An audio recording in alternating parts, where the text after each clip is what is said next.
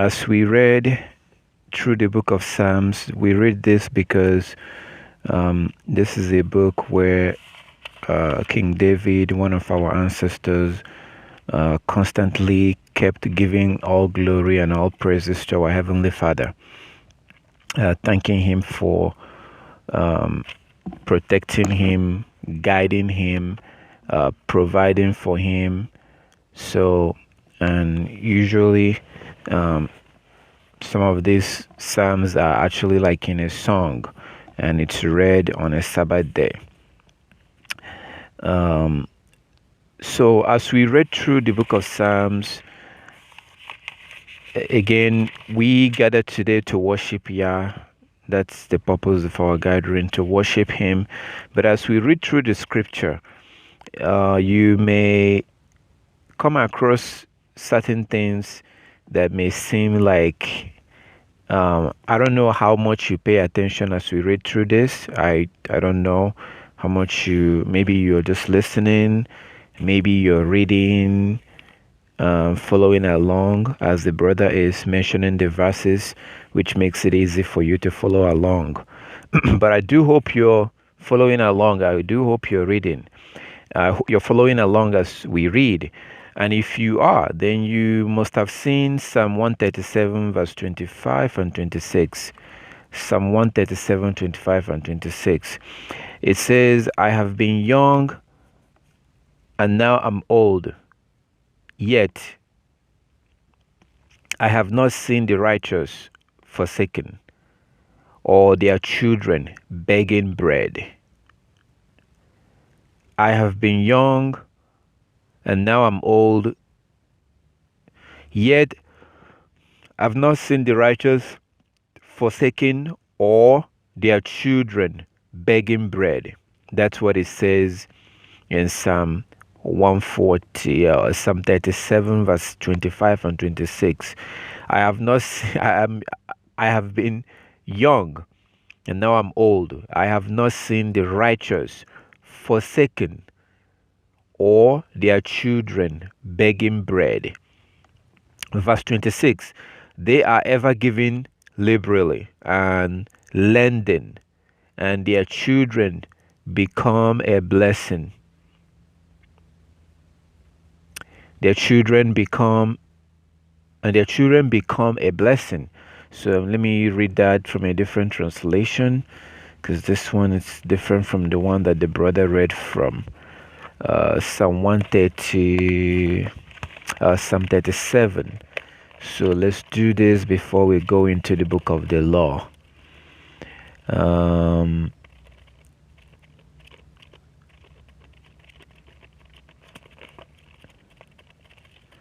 Psalm 37, where is the book of Psalm? Okay, Psalm 37,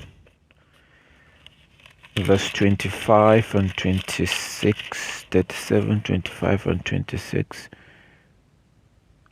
Is that it? Yeah, Psalm 37. No, this is Job.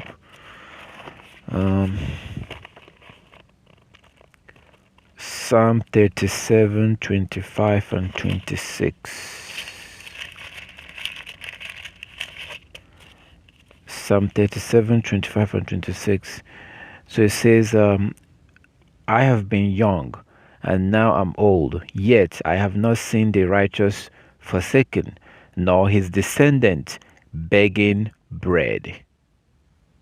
This is a different translation.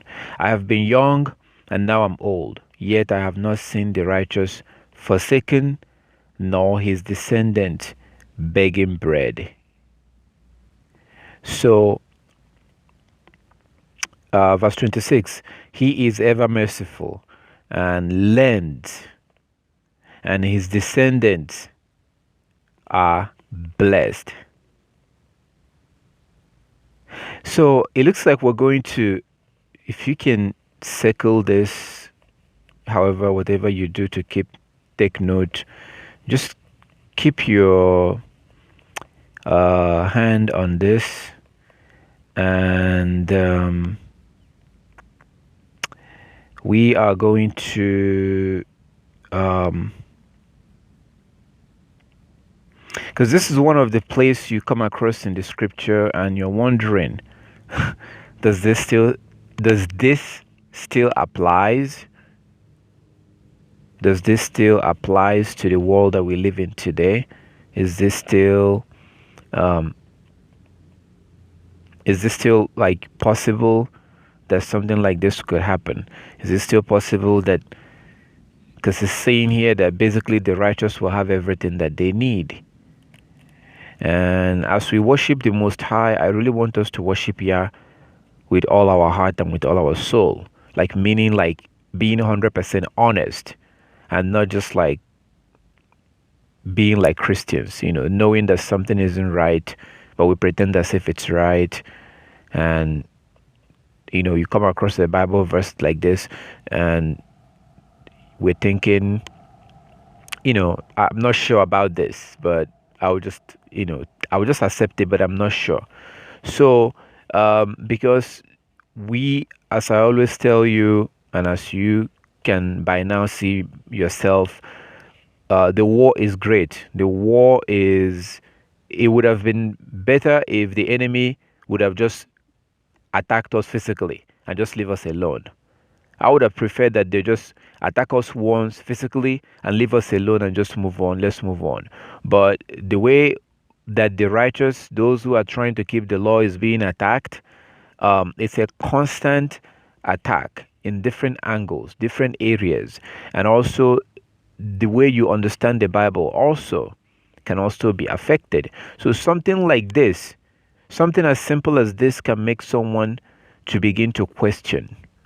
Because this is a bold claim that David was making here. A bold claim. I have been young, now I'm old, yet I have not seen the righteous forsaken.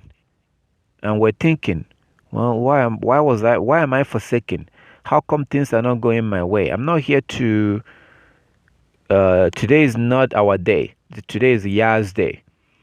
But at the same time, it's very important for you to understand what's going on, so that in that way you don't get played the same way that Satan tried to do Yeshua in Luke chapter 4, when he says, if you are the son of Yah, do this. If you are the son of Yah, do that. So if you don't understand the scripture, you could be tricked. You could be duped. And before you know it, you will begin to really question the scripture and question what you're doing. That's why this is very important, for these things to be clarified, so that you can understand exactly what you're doing and understand what's going on. Because if you look at Luke chapter 4, you see the way that Yeshua was handling Satan. Satan knew the scripture. So this thing right here can happen to you. Someone can approach you and say, what exactly are you doing? This God that you're worshiping, how come this is happening? How come this isn't happening? How come? And or you may even do that to yourself. You may even, because sometimes we have double spirit. Sometimes you hear a voice in your head that tells you to do this, and another voice that tells you not to do it, and you're struggling within yourself.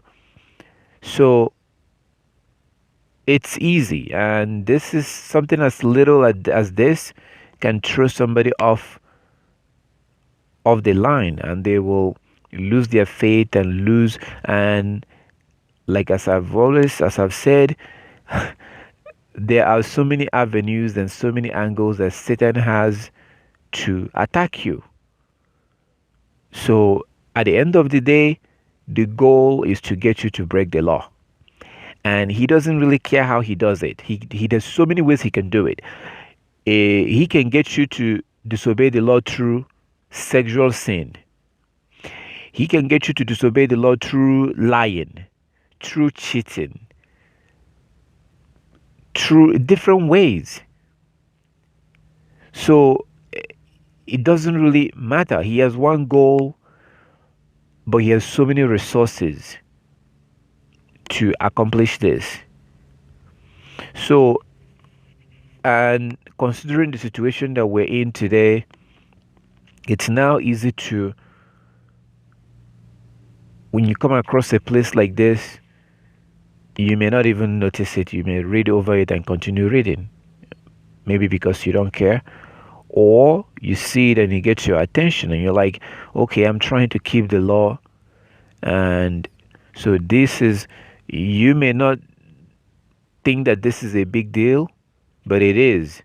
And it's my responsibility to point it out, because this is one of those little ways. It's like you're walking, like you're taking steps and you're walking, and you're looking out for bigger obstacle.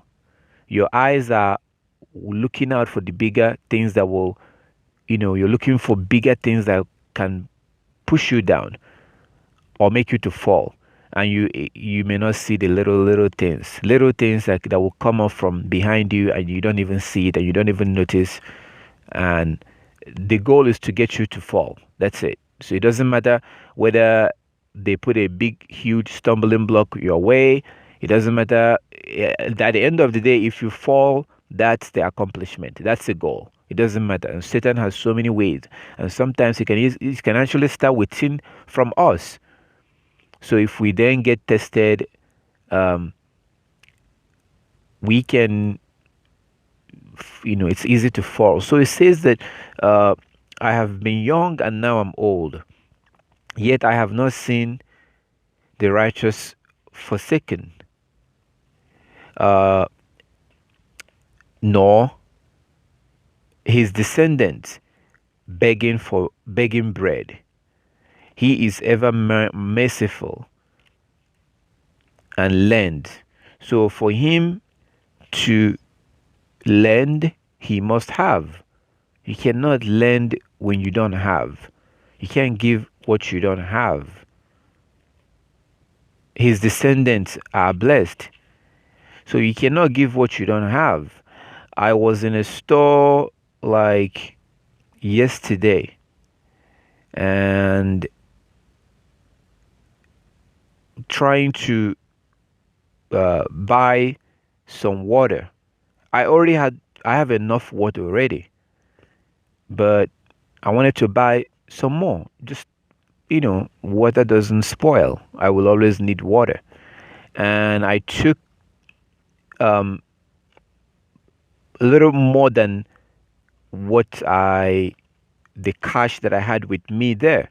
So I was like, I told the lady at the store, let's take out one, because I don't really need it. I already have enough water to carry me through the Sabbath. So I don't really need, that was just extra. So, and then there was someone behind me that was like, no, they try to pay. They gave me more than what I needed to cover the balance. And I was like, no. But they're like, no, just take it. So when we gave the money to the clerk, and then he gave me change, I gave them back the change. They refused to take it. They're like, no, just keep it. So I guess they thought I was poor or something. So, but the point is that this person had more than enough. This person had enough, because you can't give when you don't have. So they had more than enough, and they were able to give. So it's saying that he is ever merciful and lends, and his descendants are blessed. So we are trying to keep the law, which makes us righteous if we keep the law.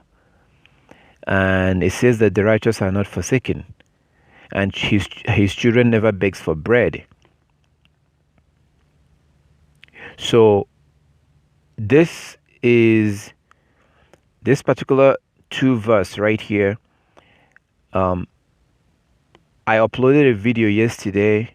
I made a video available yesterday, or actually one of the radio broadcasts. And sometimes you may not wonder why I present things like this, because these are things that you may not see. And Satan from there will make you to begin to resent the Most High. People do this. People actually resent the Most High. So they start keeping the law. They start wearing their fringes. They start doing everything they're supposed to do. And then they begin to have financial problems, they begin to have health issues or whatever issue, and then at some point they begin to resent Yah. They begin to it begin they, so the point becomes, how come I'm doing these things and I'm still suffering? How come I'm doing this and I'm still, how come? And that can make you to fall when you begin to resent and begin to feel animosity towards the Most High. You begin to have anger in your mind. I'm doing all this and yet, things are not really going my way. If why isn't this? It's easy. It's easy, and because you are the one who is figuring this out, you wouldn't even occur to you. You are the one who is thinking this way. It wouldn't occur to you that, oh, it's Satan, tricking you. That's why it says in the book of Ephesians that we battle not against flesh and blood. Yeah, Satan have chosen a group of people in this world and use them to deceive the whole world and use them to fight us and we are dealing with that physical aspect of it. That we're dealing with that, but at the same time, Ephesians chapter 6 tells you that because there's a spiritual power behind that. So it's easy. Like if you look at Luke chapter 4, look at what it says in the beginning, that Yeshua was transformed into the spirit. So that interaction that he had with Satan was in the spirit, because Satan is an angel. Yeshua had a flesh at that time. So you could begin resenting the Most High, and you wouldn't even realize that this is Satan deceiving you to do this, and you will still fall. And when you do fall, at the end of the day, it's still the same thing as making you to break the Sabbath. So it doesn't matter how Satan pushes you down. What matters is that you fall. And you have to realize that this is not a fairy tale. This is not a joke. This is real. It tells you in Revelation chapter 12 that Satan will go after the children of the woman, those that keep the commandment and have their faith in Yeshua. Not all the children of the woman. As I always tell you, Satan does not give a damn about Oprah Winfrey. I'm using her as an example. She's a Hebrew woman. Satan don't care about her. Satan has her already. So people like her are people like the man you see in Luke chapter 16, the rich man. So these are the kind of people that are rich in this world, but in the future, in the kingdom, they will not be able to make it into the kingdom. So Satan doesn't care about people like that. Satan don't care about anybody who is not keeping the law. He doesn't. That's why you clearly see in Revelation chapter 12 that he goes after the children of the woman. That woman right there is Israel. He had a son. That son was Yeshua HaMashiach. But she also had other children, those that fear Yah and have their faith in Yeshua. Look at Revelation chapter 12. That's not a joke. That is to show you what we're dealing with. So Satan don't care about you if you're not keeping the law.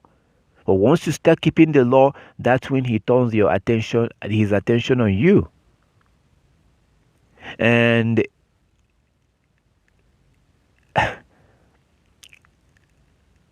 there are so many angles to where you are going to be attacked that is so kind of difficult to keep up in watching out as you go by. It's hard to keep up and to be vigilant. And what I'm pointing out to you right now is something that you would not even see coming. So and the point is for you not to have the resentment towards the Most High. And there are certain things that you need to understand to really understand Psalm 37 verse 25 and 26. Okay, so for example, speaking of the righteous, we read about the righteous. So we're going to go through a couple of scriptures. We're going to do this before we go back into the book of the law for the Sabbath. So it says over here in Psalm 37 verse 25, I have been young, and now am old, yet I have not seen the righteous forsaken, nor his descendants begging bread. Okay, so let's go to Luke chapter 1. So this is talking about the righteous over here. Let's go to Luke chapter 1 and read about the righteous. Luke chapter 1.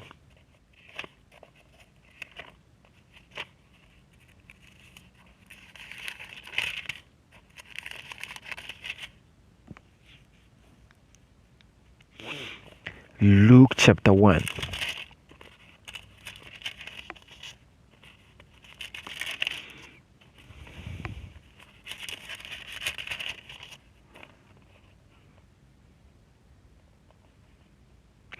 So, verse 5 and verse 6. Luke chapter 1. Luke chapter 1, from verse 5 and verse 6. It says, Luke chapter 1, verse 5 and verse 6. There was in the days of Herod, king of Judea, a certain priest named Zacharias of the division of Abia. His wife was of the daughters of Aaron, and her name was Elizabeth. Verse 6. And they were both righteous before Elohim, walking in all the commandments and ordinances of Yah blamelessly. So we read in Psalm 37, verse 25 and verse 26, that the righteous is never forsaken. And the righteous has everything that they need. And their children never begs for bread. And that they even lend out, they give to others. Okay. That's what we read in Psalm 37. So here we're reading about a man and his wife who were actually righteous. So it says in verse 6, Luke chapter 1 verse 6, and they were both righteous before Elohim, walking in all the commandments and ordinances of Yah blamelessly. Verse 7, but they had no child, because Elizabeth was barren, and they were both well advanced in years. Wait a minute.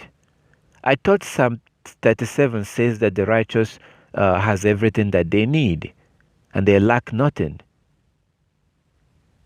And their children will not beg for bread, and they're supposed to be lending. So where is the children of these two righteous people? Is this like a contradiction or something?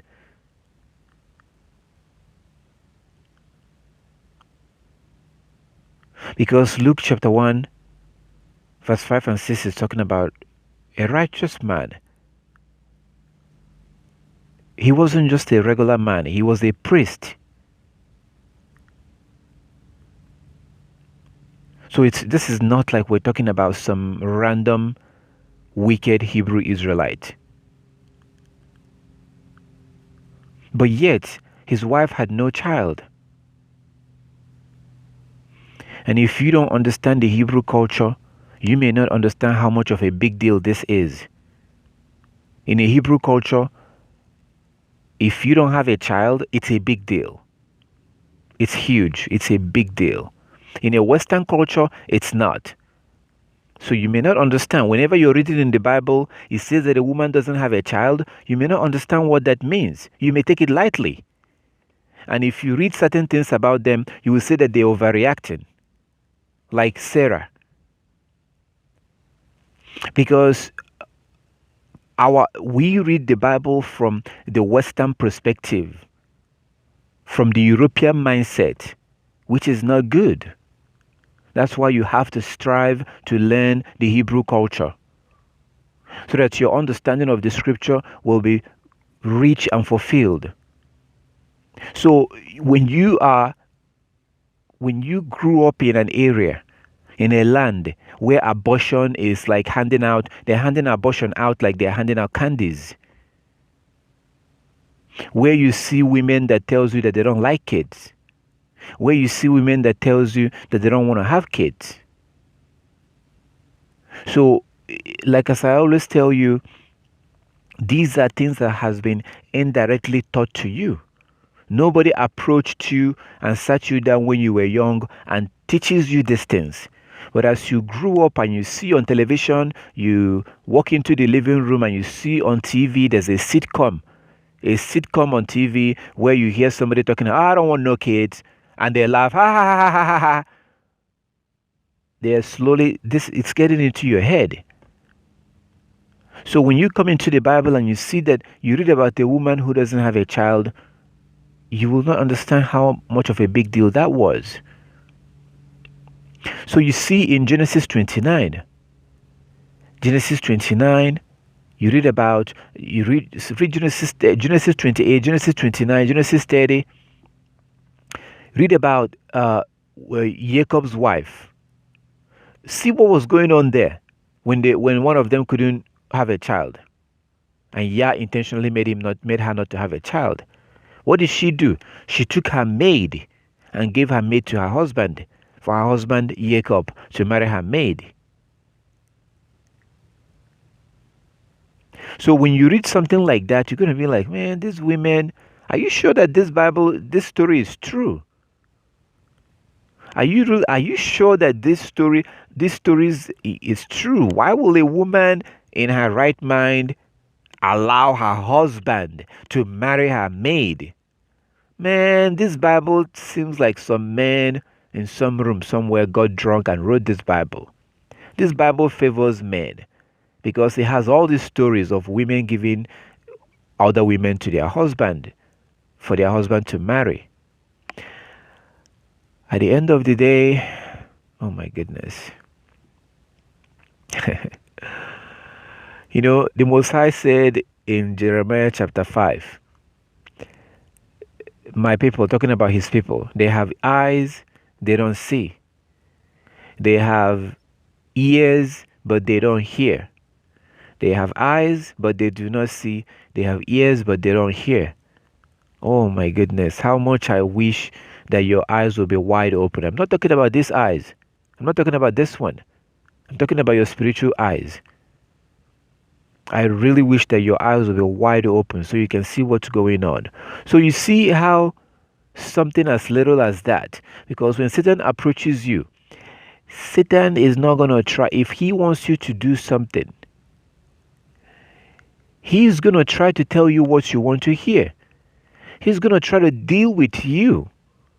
And this is what you see in the scriptures. He's going to try to make you, give you a reason to want to do something. Like, if you eat of that tree, you'll be like gods. Well, she didn't want the place that was meant for her, which is to worship someone else, which is to serve someone else, which is to be under someone else. So she wanted to be like a god. That sounded very good. So instead of serving her husband, she can now be like a god. And maybe, who knows, maybe the animals and stuff will start serving them, because she's now like a god. So Satan gave her a reason. I'm talking about Eve. Gave her a reason. So she saw something that she could get out of that. So Satan is not just saying, go do that. Just go do that. Of course, you're going to say no. You will say no. So he will approach you, and if you're not spiritually awake, this is going to be sounding like, man, what is this guy talking about? And that's exactly Satan wants. Satan wants you to think that this is crazy. This sounds crazy.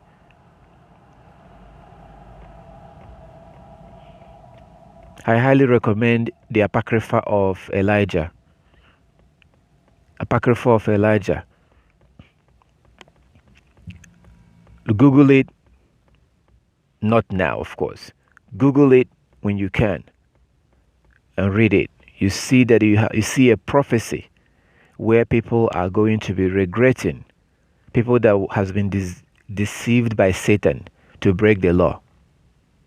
So the war is real. In the future, people will be crying out, regretting that they did not keep the law.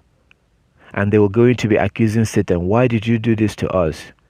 Why did you lie to us? That's actually a prophecy. Why isn't that prophecy popular today? How come we don't hear about it? I wonder why. So the war is real. I'm going to try to scream as much as I can for those that will hear, to understand what is really going on. So when you see a story like that, where you see these women like Sarah and Abraham, like Jacob and his first two wives, and then later them bringing their maids. So Satan can use something like that because Satan have already used his children to give you the impression to reduce in your mind the value of children. Satan have used his children that are the heathen, that Yah told you not to learn their ways. Unfortunately, they've taught us. Those who were supposed to not learn their ways have educated us. That's a disaster. That is a disaster. So we have to fight to free ourselves from all the education we've gotten from them. And there are so many ways, through billboard, through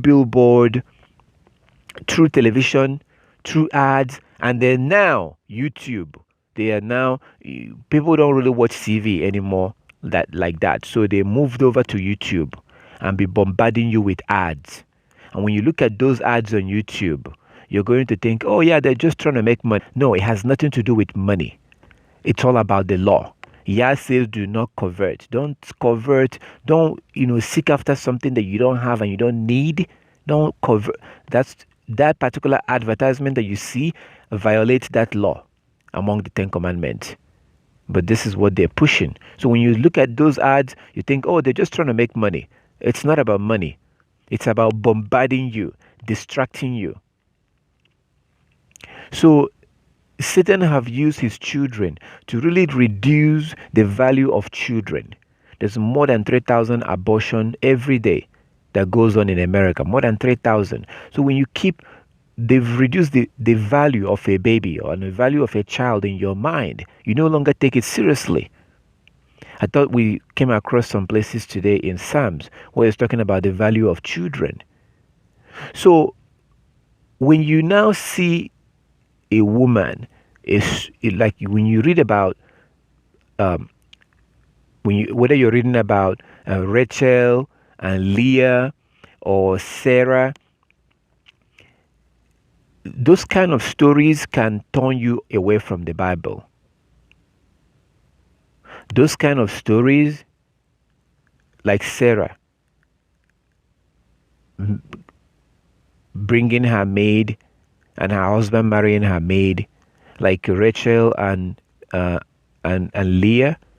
When you read something like that, because of the understanding and the education directly and indirectly that you've gotten from the Gentiles, when you read something like that, it may look like, man, this Bible, I'm not so sure. It looks like this thing was written by just men who are just trying to, and if you begin to think like that, again, it doesn't really matter how Satan brings you down. It doesn't matter how he brings you down. What matters is that you get knocked out of your faith, and then you slowly slide back to your old ways. That's it. He moves on to the next people, and you go back to your old ways, because in your mind you're thinking, I don't think that, because you don't see women doing stuff like that today. So, but what you need to understand is that it's different from with the Hebrew culture. Okay, it's very, very different, and that's why you see. I'm going to give you a story that has to do with a man. So when you go to Genesis, you see there was a brother that died, and he had no child. and Yah told his brother to take over his wife, and so that the wife will have a child that will, so that the name of that brother will not vanish. Their name, like if I die without it, if I don't have any children and I die, it's just a matter of time before my line closes, because I had no children, and Yah doesn't want that to happen. So a man is supposed to have a child that will continue his name. So that's what you see in Genesis. That's why you see Yah, telling, when that brother died, the other brother was told, Onan was told to take his brother's wife, and there's even a law that Yah gave us concerning this, and that when a brother dies and he had no children, his brother is supposed to take over, and it's not by force. It's not by force, but and then when you read that law about taking over your brother's wife, when you actually read it, it says that if the brother says no, the wife of the brother, the wife of the dead man, is supposed to basically, it's more of like a humiliation. But if he's going to say no, he will say no in public in front of the elders. But it doesn't, the way that if you read the whole law, you can see. So the point I'm trying to make to you is that babies and children was highly valued in the Hebrew culture. And when a woman is not able to have a baby, it's a big deal. It's a big deal. And that's why you see women trying to make sure that by all means there's a child that will continue the name of her husband. Because back then people thought differently. People's thinking was about our family. We think in the sense of our family, which is different with the Gentiles. The Gentiles are very individual. They're individualist. That's why you turn 18, you move out. You turn 18, you're on your own. In the Hebrew culture, it's not like that. It is not like that. And I wish that you continue to learn the Hebrew culture. I give you an example with myself. When I was building my house, I had to build a room for my brothers and for my sister and for my mom. So my house is like a family house. It's not just my house. That's how we think. So these are some of the things that if you did not grow up among the Hebrews, you are going to be lacking these things, and it's going to affect your understanding of the Bible, because there are certain things, the only thing you know about that is what you learn among the Gentiles. So that affects when you do read something that is contrary to that in the scripture. It's going to affect the way you understand what you read, and it will basically not make any sense. You wouldn't understand why it will say something like that, and that can be a problem, because that can make you to begin to either resent the Most High or to begin to reject certain parts of the Bible. This is why I always advise you just accept the whole scripture. Keep in mind that you grew up in a Western culture. You grew up among the heathen.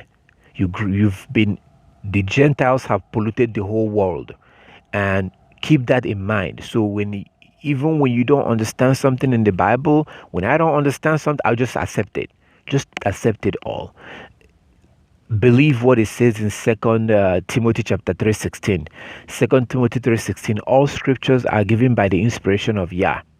So we don't have to understand everything before we can accept it. That's a 100% Western Gentile mindset, that you have to understand everything before you accept it. No. We accept it whether we understand it or not, because you accept it and you begin to seek knowledge. You begin to pray and seek knowledge and pray that Yah will, well, it's kind of like that Ethiopian eunuch that was reading Isaiah 53. He was reading it, and then Yah sent somebody to explain that chapter to him, the Ethiopian eunuch in Acts of Apostle. So these things are little ways that Satan can easily attack you. So you may have made up your mind that nobody will stop you from keeping the law, that no matter what, you will continue to keep the law. But there are other little ways that Satan can actually attack you, and you by yourself begin to have resentment, or begin to, just because you did not understand something, but you didn't understand it because of where you grew up. But that's the reason why you have to now make effort to learn the Hebrew culture. So going back to babies, like as I said, if you don't understand how important babies are, then you wouldn't understand how it was a big deal that this woman did not have a baby. She was barren. So here you have a man and a woman that keeps the law. They were keeping the law. It says right here in Luke chapter 1 verse 5 and 6 that they were perfect. They were perfect. They were blameless in the sight of Yah, and yet she was barren. And like as I said, this was a huge deal back then. When a woman is not able to have a child, she herself will make sure that her husband has a child, because women thought differently.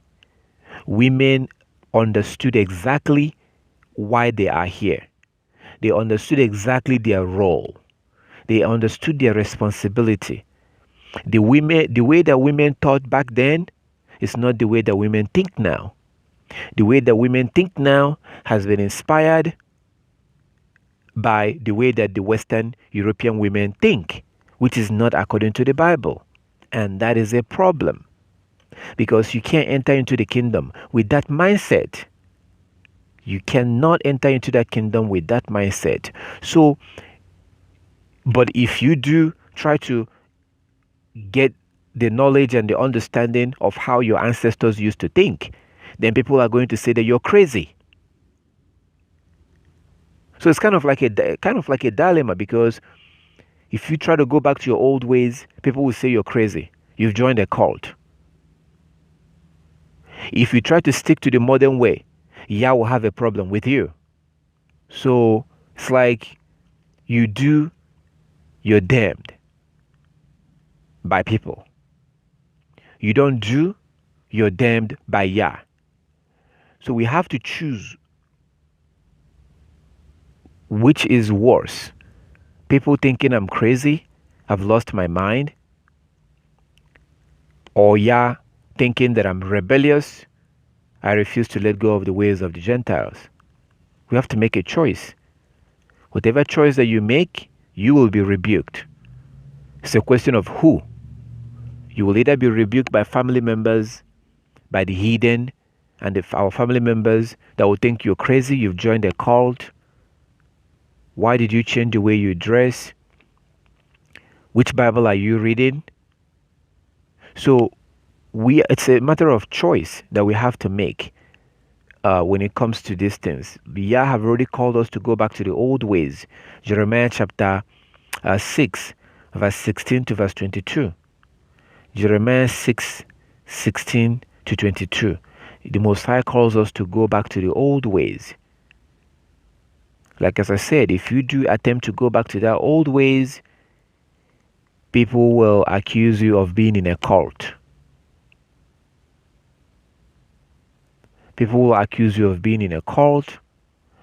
I have some relatives who went and told my own relative, who went and is, trying to convince my mother that I have joined a cult. And they tried to scare her. They told my mother that I have joined a cult. They're trying to convince her that I'm in a cult. and that cult that I'm in, that they heard, according to them, that in that cult, when you die, the congregation will take all your properties. That's what they just like about 2 weeks ago. So how do you explain something like that? Like, how do you? So this is fear. They're trying to put fear on my family because they don't understand what I'm doing. So this is what you have to deal with. So to the point that people will now come to your family members and try to tell them. And when I say people, I mean people. There were 3 of them that came and that was telling my relative that I have joined a cult, and that cult, the problem with this cult is that the cult is one of those cults that you, okay, one of them said this. She said that um, apparently they were both in a car, and one of them pointed to some building and told the other relative, oh, that this is the church that Tobiah is going to. This is the church. Like, I'm trying to make a point here, but this is what just happened to me. So one of my relatives was riding in a car with another of my relative, and one of them that thought, the one that always tells me that my beard makes me look old. She tells me that my beard makes me look old, and she can't understand why I don't eat certain food. So they were telling my other relatives that, oh yeah, look, that building over there, that church, that's the church that he was going to. That's the congregation, that's the church. And then they all now told my closest relative that I have joined a cult, and then they try to scare her by telling her that their understanding of that cult is that when you die, the church will take all your property. So this is to put fear on my mother, to put fear in her, to scare her. So this is coming from my relatives. So now you wonder why Christ had to move out. You wonder why Christ had to live in the bush than to stay with his family. You wonder why Abraham had to get away from his family. Because the truth is that most of our relatives are going to hell. Most of them, because the only requirement and the only way to make it into the kingdom is by keeping the law. So whenever you see that somebody is dead and they're burying somebody and they're saying that he's in heaven or she's in heaven, that's a lie. They're not in heaven. Even law keepers are not in heaven right now. So, according to Luke chapter 16, from verse 19, there's a place that has been prepared, a waiting area where we have to wait. The only good thing is that those who are keeping the law when they die, the area that they have to wait, it's bearable, it's pleasant. The area that those who are breaking the law is going to wait, it's almost like it's a horrible place. It's not comfortable, but that's where they have to wait. So these are stuff that we have to deal with. So not having a child is a big deal. But going back to this scripture over here, you see that this man and woman, Zachariah, the priest, and his wife, they didn't have a child. She was barren. You would think that a child is the easiest thing that she could have gotten from Yah. How can she be barren when they were perfect in the law? They were literally perfect. They were keeping all the laws. You and I are still trying to get there. You and I are still walking towards it. But they were already there. And yet they had needs. And yet they lacked the very first thing you get when you get married. They lacked she lacked the fruit of the womb. But yet they were keeping all the laws. So these are the scriptures that you need to see in order to understand Psalm 37, verse 25 and 26. That just because you're keeping all the laws doesn't mean everything is going to be perfect. Doesn't mean you're going to have everything that you need. Everything happens according to the will of the Most High. So if you look at in their case, you notice that she was barren according to the will of Yah. Because when the time came, she became pregnant. And this child that she gave birth to became John the Baptist. So she was barren for a reason. She couldn't have a child for a reason because Yah didn't want her to have a child. Because it wasn't the right time. The time was not yet the time that Yah wanted her to have a baby. So you can see that they were very old. She was very old. He was very old before she became pregnant. But that was according to the will of Yah. That was according to the will of Yah. If when she got married, she became pregnant and gave birth to a child, then John the Baptist would have been born at the wrong time. But you see how that even though they were perfect, even though they were keeping all the laws, they were lacking something that is so basic, but something that was extremely important to our people. Yah wants us to have as many children as possible, as many as we can afford. And speaking of afford, we're going to get to the second part of that, Psalm 37. So it's important to understand this. I really want you to understand that children, it's so important to the point that if a woman doesn't have it, she will do whatever in her power to make sure that her husband had a child. Now, if you want to say that Hebrew women are crazy, okay, that's up to you. But I've explained to you the reason why you would think like that. Because you have been taught directly and indirectly by people who are hidden, by the Europeans, who Yah told us to stay away from and not learn from them. So most of the things you know about children and your understanding, whether you like it or not, you have grown up in their system and they've influenced how you see these things. So if you don't understand, I really pray that you understand the value of children in the scripture so that you can understand why Sarah did what she did. So that you can understand why Leah did what she did. So that you can understand why Rachel did what she did. So that you can understand why Hannah did what she did. Because if you the Western European way of life, it is toxic. This is why they're going to go extinct, starting with the Japanese, because they don't take children seriously. So, and we are following after their step, which Yah told us not to. Following their way will actually keep us away from the kingdom.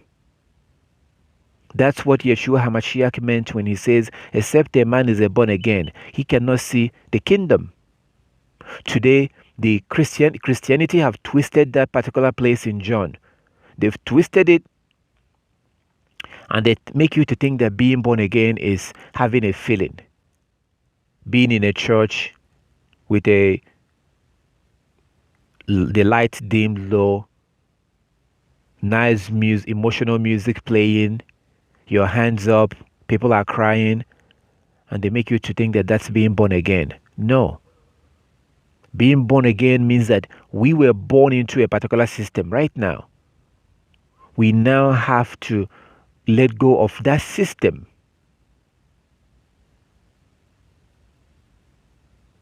This is the what you saw with Paul the apostle.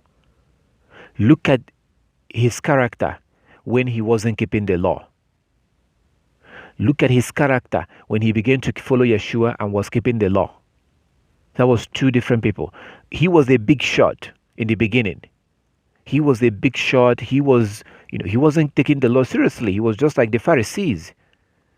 But when Paul began to keep the law, he became extremely humble. He became different. People no longer respect him. That was a complete turnaround. He had a change of lifestyle. And we must have a change of lifestyle. We must think differently. We must begin to see the Bible or the scriptures or our history differently. The reason why this is important is because we cannot enter into the kingdom with this mindset, the European mindset. Even the Europeans are told to let go of their own ways. In Ephesians chapter 4, you see Paul telling them that they have to stop thinking and they have to stop following the ways of the Gentiles. They have to now follow the way of Yah, which is found in the scriptures. That's what Yah is saying in Numbers chapter 15, verse 15 and 16. So this is for now and for the future, so that you don't think that Sarah was crazy. She was either crazy or the whole story was made up. Leah and Rachel was either crazy or that story was made up.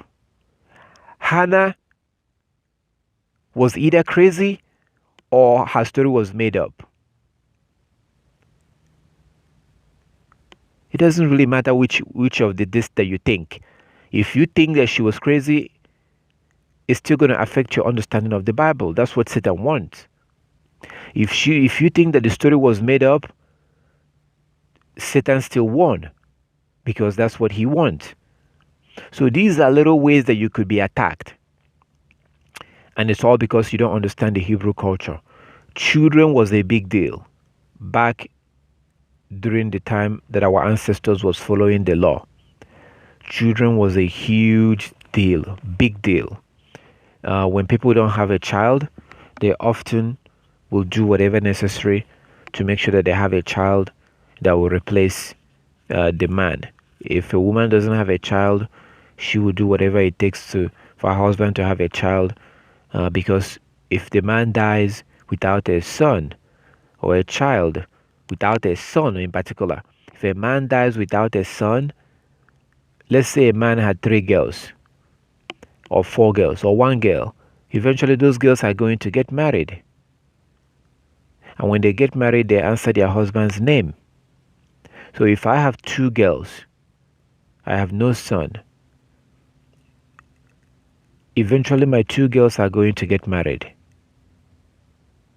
But I have no son. So if I die, in 5 years, you may still remember me. In 10 years, you remember me. But in 15 years, 20 years, that's it. I'm done. I will no longer be remembered. Very few people will remember me. Once in a while, they will remember me. But if I have a son, my son will take over. My son will answer my name. So my daughters will answer their husband's name, but my son will continue to answer my name.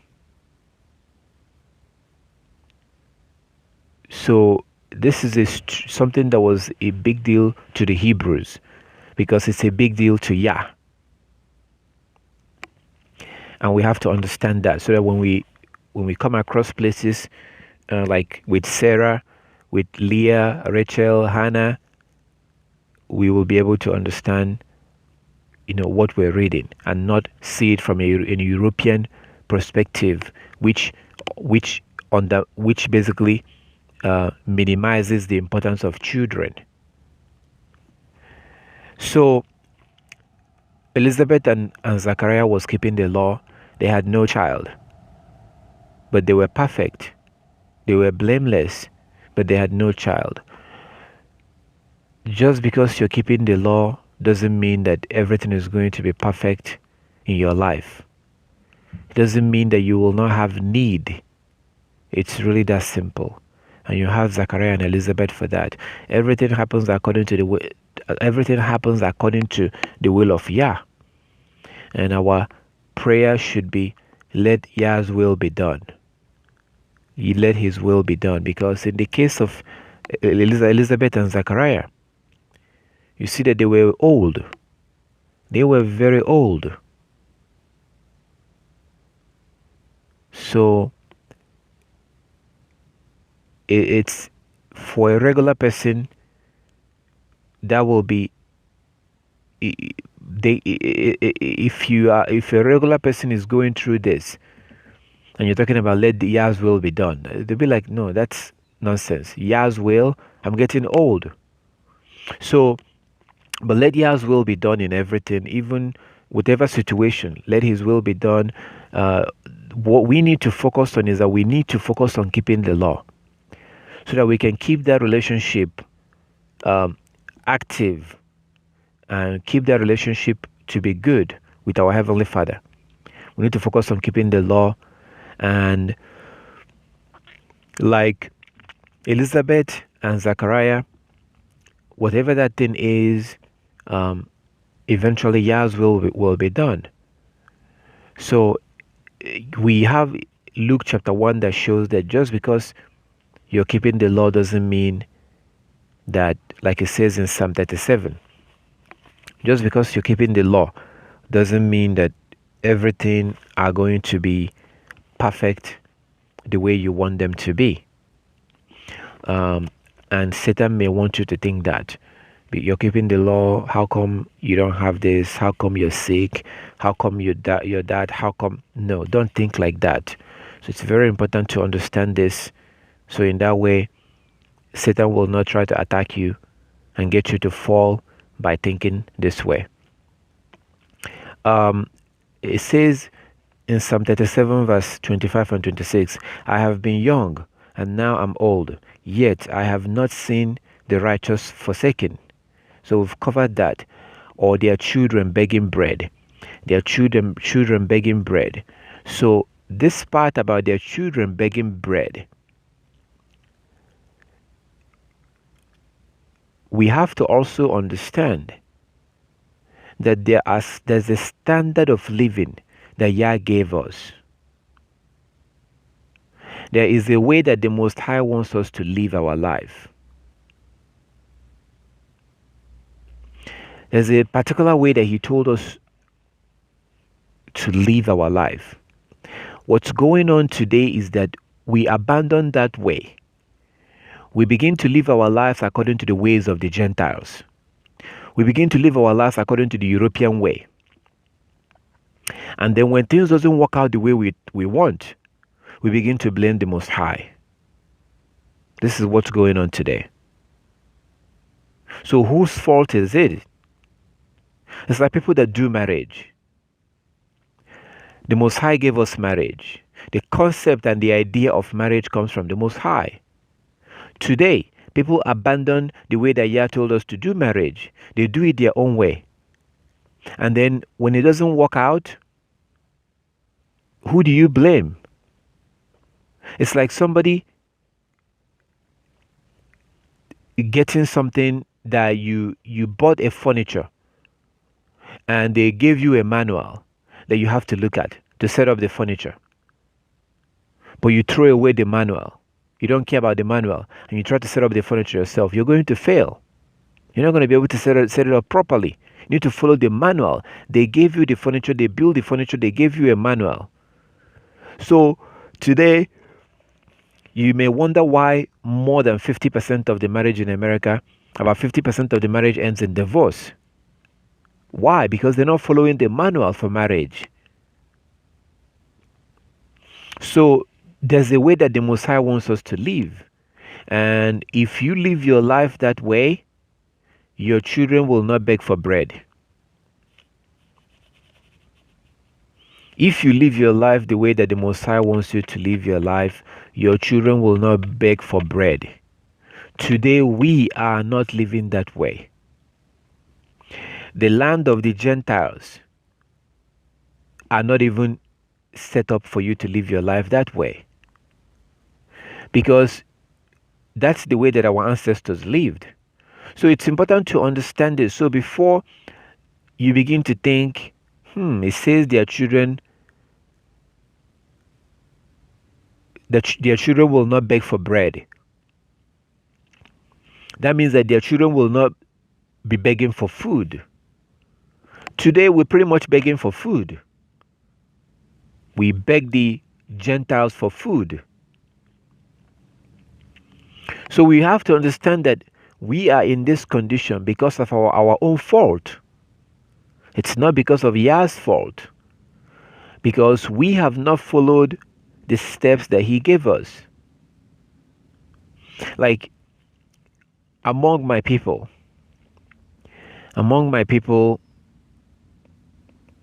I remember when I was growing up,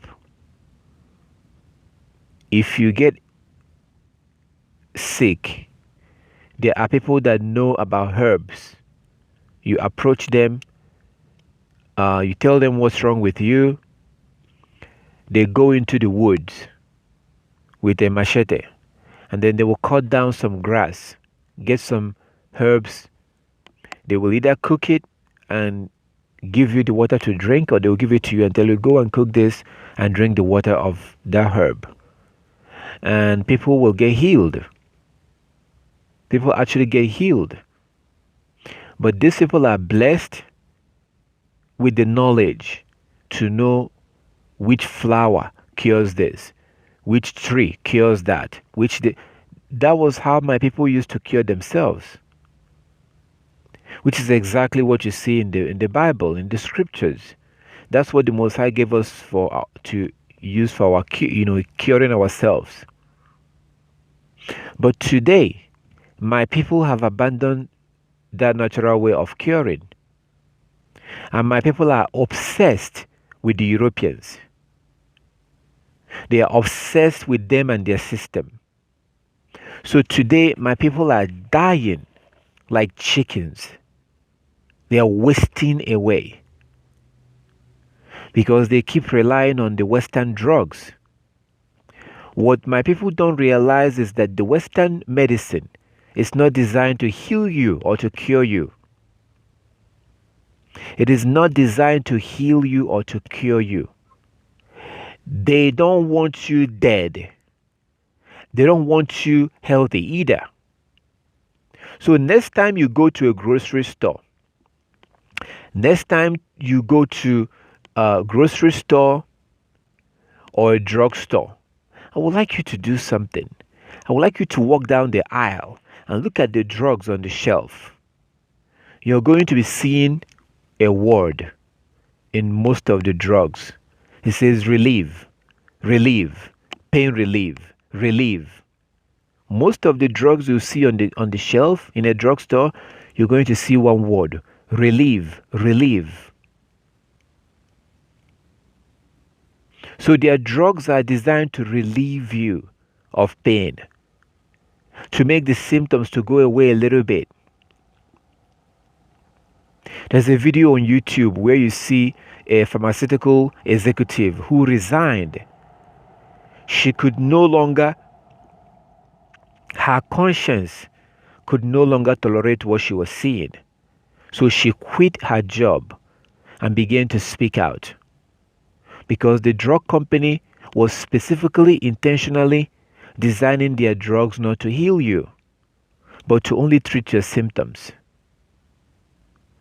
So at some point she could no longer take it. She had to resign because she thinks that it's unfair to design drugs to not heal people, but to only treat their symptoms. So to make them to keep buying that drugs. This is the European medicine today. So my people have abandoned the natural way that the Most High told us to cure ourselves. The natural way that our ancestors cured themselves. And it actually worked, because that's why we're still here today. If it wasn't working, they would have been dead. My people have already abandoned it, and they are relying on the Western drugs and Western medicine, which doesn't work. So a lot of people are dying because they're also relying on the Western food, the European food, which is nothing but chemicals, man-made bunch of chemicals with preservatives. So who is to blame? Is the Most High to be blamed with the high rate of death among my people today? Is the Most High to be blamed? Only a wicked man or a wicked woman will blame the Most High, because He has provided everything that we need. We are the ones that have chosen to abandon His ways and decided to follow the ways of the heathen, the ways of the Europeans. We follow their way and we're dying, and we're paying a huge price for that. You get diabetes. You start eating their junk. You start eating their junk, you become fat. Then you become diabetic. Then you go to their hospital. They will tell you that there's no cure for diabetes. They will put you on drugs. They will put you on insulin. And you ask them, Doc, how long am I going to take these drugs? They will tell you for the rest of your life. This is what's happening today. So who is to be blamed? The Most High created us and gave us everything that we need. We are suffering because we refuse to walk in His laws. So a man that walks in the ways of the Most High, his children will not lack anything. It's not about money. It's about wisdom. It's not about money. It's about wisdom. Because there are those that have money, but they're in misery. There are those that have money, but they are in misery. It's not about money, it's about wisdom. But as we see in Psalm 111, wisdom only comes from keeping the law. If you don't keep the law, you cannot have wisdom. Also, Proverbs chapter 1. Wisdom only comes by keeping the law. So when you start keeping the law, the Most High will guide you.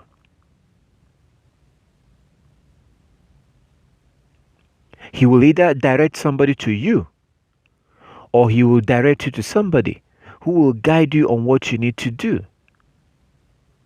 So those that walk in the way of Yah, their children will not beg for bread. But those that ignore the ways of Yah and decide to follow the ways of the heathen, your children will beg for bread.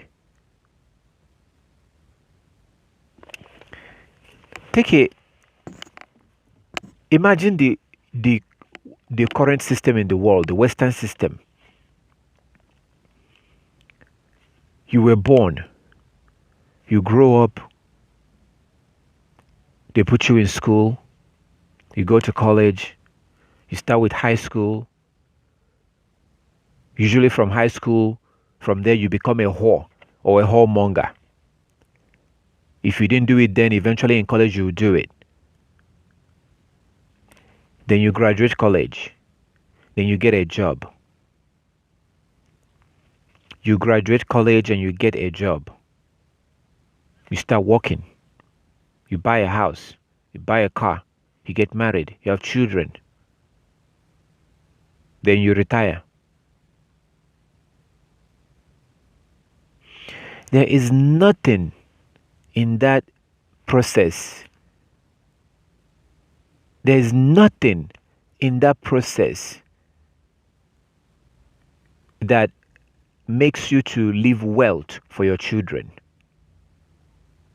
What I just described is the normal system in the world today. You retire, your children turn 18, they move out. They move out and they start going through the same system that you yourself went to. You put them in school while you are working. So by the time you retire, they are working.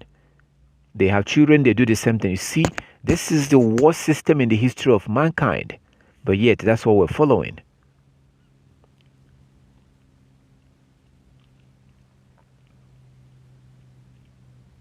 So how can your children not beg for bread? Because if your son or your daughter gets fired from their job because they follow the same system that you followed, same process, if they get fired, they will have problem paying their rent. They'll have problem paying their mortgage. They'll have problem paying for food. So whose fault is it at that point? Because at that point you can look at Psalm 37 and you can think, I'm not sure about this. I mean, I did everything I'm supposed to do. How come my children are suffering? So, but when you do follow the way of Yah, when you follow Yah's way, you are going to do things the way you're supposed to do things. You're not going to follow the European system. You're going to walk differently. And guaranteed, as you're doing things Yah's way, you are making decisions and taking steps and taking actions and making things that will leave things behind for your children. And you don't have to be rich to do this. It's just wisdom. But you cannot get that wisdom if you're not being serious with the law. So when you do those things, then your children will, as they are growing up, they will never be in a position where they will have to bow and kiss somebody's feet in order to keep the Sabbath. They don't have to. And they themselves will continue from where you stopped. Continue to build up what you've already left. This is the condition that we're supposed to be in. But we're not in that condition because we're following the European standard. So when things doesn't go, because things will never work out when you follow the European standard. So when things doesn't go, walk your way, then you turn around and you may end up having resentment towards the Most High. You may turn around and start questioning Psalm 135 or Psalm 37, verse 25 and 26. Because there's no way your children will not beg for bread. Eventually, they will beg for bread if you follow the European system. Because a system that sets you up to work for somebody, that's not a good system. Yah doesn't want you to be working for people like that. Even if you do, it will be a daily wage. So that you can have your freedom. So the reason why we are suffering, the reason why we are lacking and suffering is because I'm talking about even as people that keep the law. I'm not even talking about Deuteronomy 28. I'm talking about assuming that I'm speaking to people that are keeping the law. So even while keeping the law, as we saw with Zachariah and Elizabeth, their situation with no child.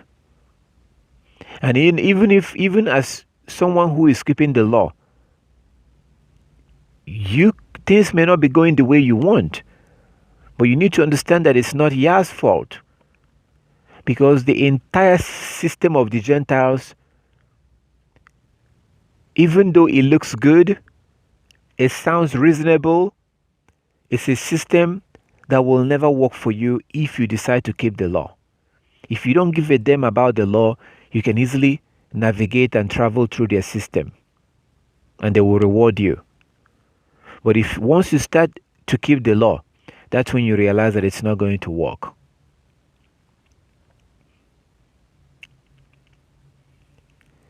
So, because our children are not in a situation where or they have to be begging for bread, that doesn't mean that Yah doesn't exist.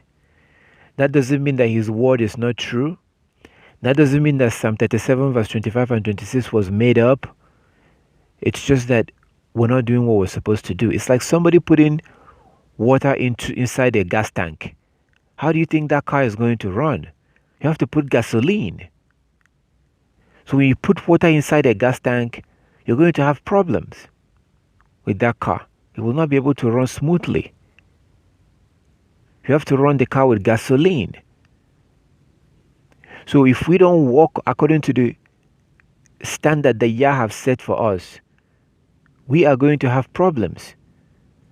And we may even find ourselves sometimes begging for food.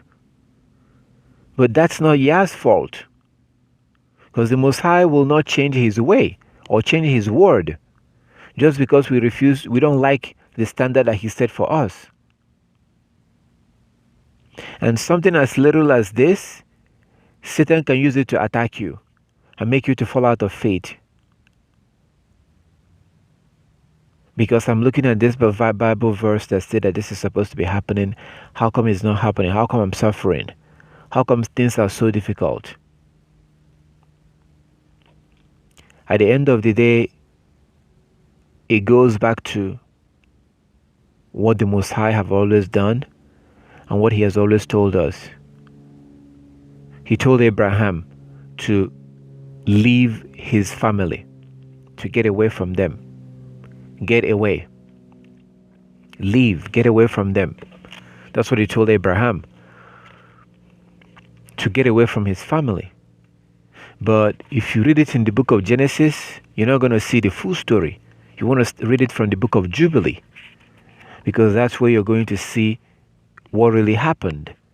Because his father was an undercover, not really an undercover, but his father was the high priest of the village, and they were worshiping idol. He tried to convince his father to stop worshiping the idol. His father, explained to him while he was doing it, and eventually Yah told him to just leave them alone, go away from them. So Genesis chapter 12, now Yah said to Abraham, go from your country and from your kindred and from your father's house to the land that I will show you. So Yah told him to get away from them and go to a different land that he's going to show them. But if you can't see the reason why in Genesis. You will not see the reason why in Genesis. You need to read the book of Jubilees to see the reason why Yah told him to leave. The reason why the Most High told him to get away from them. Because they were heathen. They were not obeying Yah. They were breaking the law. They were not being righteous. So the Most High told him to leave. This is the same thing we see with Yeshua HaMashiach. Yeshua had to leave his family. And the same thing we see with our ancestors. When they had to, Yah would tell them, okay, it's enough. You've stayed here long enough. Go somewhere else. You've stayed in this land long enough. Go somewhere else. So we've constantly seen that throughout the history, the Most High have told his people to go, leave, get away from them. We don't see Yah changing the heathens to conform according to the ways of the Israelites. No. Usually he will tell the Israelites to get away. Leave them alone. Get away from them. So the place where you are can affect how the experience you're going to have. The place where you are can affect the experience you're going to have. So there are certain things that you can do. Like for example, we have one of our sister who is in Europe. She tried to get her son to learn a trade. They told her, no, your son cannot learn a trade because they say that he is underage. So that he must be 18 before he can start learning a trade. And yet, they love to talk about freedom. Where is the freedom of this parent? Where is the freedom of this sister that chose to let her son learn a trade? Where are the freedom of these women in Europe who choose to cover their hair, who choose to wear a veil or cover their face? So a woman can wear a bikini and walk down the street, but a woman are not allowed to cover their face if they want to.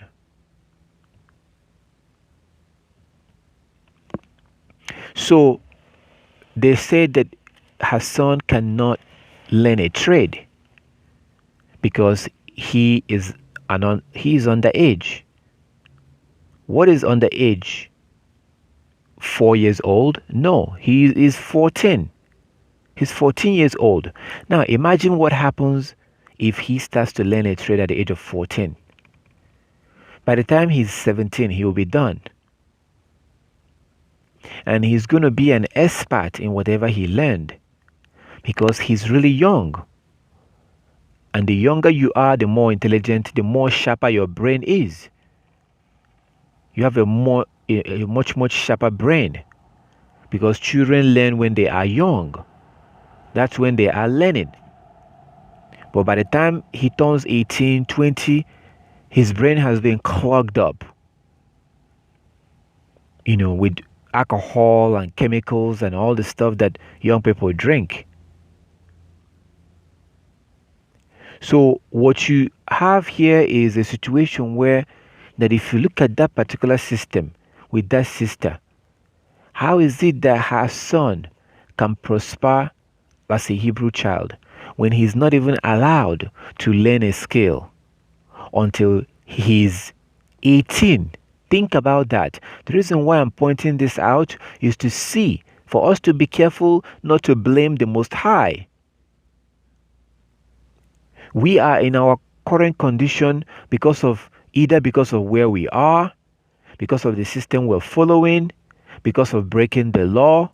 That has nothing to do with the Most High. If you follow His way, things will work out fine for you. I talked about a video. If I find it again, I will share it with you. This boy was maybe like 5 years old, 5 or 6 years old, but he's really young, little. I'm not even sure if he can talk. And this video, I'm sure now it has like millions of views. It should have millions of views by now. It was a video that some of you may have seen because it's shocking. But it's a little boy around the age of 5 or 6, somewhere in China, in Asia, somewhere in Asia. And this little boy was driving a tractor in a construction site. He was driving an actual tractor in a construction site, actually doing work, moving dirt from one place to the. He was actually walking. This boy is less than 7 years old, but he was doing an actual walk in a construction site. You know that's impossible in America. That's impossible in Europe. If that happens in America, the parents will be arrested for endangering their child. Now, they do this giving you the impression that they're doing it because they care for the child. You see, if your eyes is not open spiritually, if your eyes are not open spiritually, oh my goodness. If your eyes are not open spiritually, when you see it in the evening news, you would think, because like as I always tell you, there are different ways that Satan, he has so many tools. Their government system, their education system, their church system, which is Christianity, their media, their fashion industry, these are all satanic systems. So if you are the parent of that child that was about 5 or 6 years old, driving that tractor moving dirt. When you do get arrested, they will now come to their evening news and they will spin it. Those you see there on that evening news on your television will now spin it and make you look bad. Make you look bad. Oh, that parents was so, that's irresponsible to let a little boy drive a tractor trailer like that, or a tractor. They will spin it to justify throwing you in jail. And then the rest of us that sees the news will be like, that's not a good idea to let your child drive something like that. You have to understand that the whole system is connected. Their governmental system, their church system, their media, the fashion industry, this is all satanic. At the end of the day, the goal is to make you to break the law. So most people will look at an arrest like that and they will think, because the way it's been spinned on the media to make you look bad, most people will think that the government is looking out for the child. They don't give a damn for the child. This is designed to keep your children, to keep them, delay them becoming adults and becoming, responsible as much as possible. So imagine a child that start doing something like that, driving something like that at the age of 6, at the age of 7, 8. Where do you think that child will be when he's 15? By the time he's 15, he's saved up enough money to build his own house. Think about that. Because I'm going to look for that video again and I'll try to share with you so you can see what I'm talking about. So when you walk in a route like that, when your children learn skill ahead of time, they're going to become responsible ahead of time. That's why I always tell you that you give me a 10 years old boy right now. Give me a 10 years old boy. Let's see in the next 8 years, by the time he's 18, I'm going to give you a man with at least 2 kids. The house that he lives in will be his house, guaranteed. And he's going to have a wife with at least 2 kids by the time he's 18. And he will have some savings, some money put aside. So he's going to have enough to the point that he will have some money put away. It's all about how you raise the child, because that kid will grow up in a Hebrew system. So if it happened to you, you will raise your children with the same system. So when you do something like that, what you read in Psalm 37 will come true. Why? Because you followed Yah's way. Because you follow Yah's way. So that will come true. So there are certain places in the Bible that we will read. It will sound like a fairy tale. It sounds like it's not true. Or it couldn't have been true. The reason why it sounds like that is because of the understanding that we have based on the European system, or because of what I just explained. So if you don't do things the way that Yah wants you to do it, how do you think that the result you see in the Bible will manifest in your life? It will never manifest. If you follow the Western European system right now, from the time you were born, you put a child in that system. That system guarantees to make him a slave. A system that you go to school and you get a degree. That degree guarantees that you're going to work for somebody. That's why when you see rich people, they usually drop out. They dropped out, which is actually a good thing, because then they are free. Their mind is free to be able to think. So you have to understand what Satan is doing. Satan doesn't want you to realize the the dream and the goals and the good things that Yah reserved for you. And you will not be able to realize it if you refuse to let go the ways of the Gentiles. Because Yah told us to let go their ways. So if we get stuck in their system and we get stuck in their ways, that doesn't mean that Yah is a liar. That doesn't mean that it's like right now we see in Psalm 107. Psalm 107, where it literally talked about how we get sick because of what we eat. I gave you an example, and I think I explained this very well on the last radio broadcast that I uploaded, that is, I made available yesterday. If a man is drinking beer, drinking man-made wine, stay away from those so-called wine. Those are not real wine. If a man is drinking beer, which is a chemical, eating junk food, eating burger, eating pizza,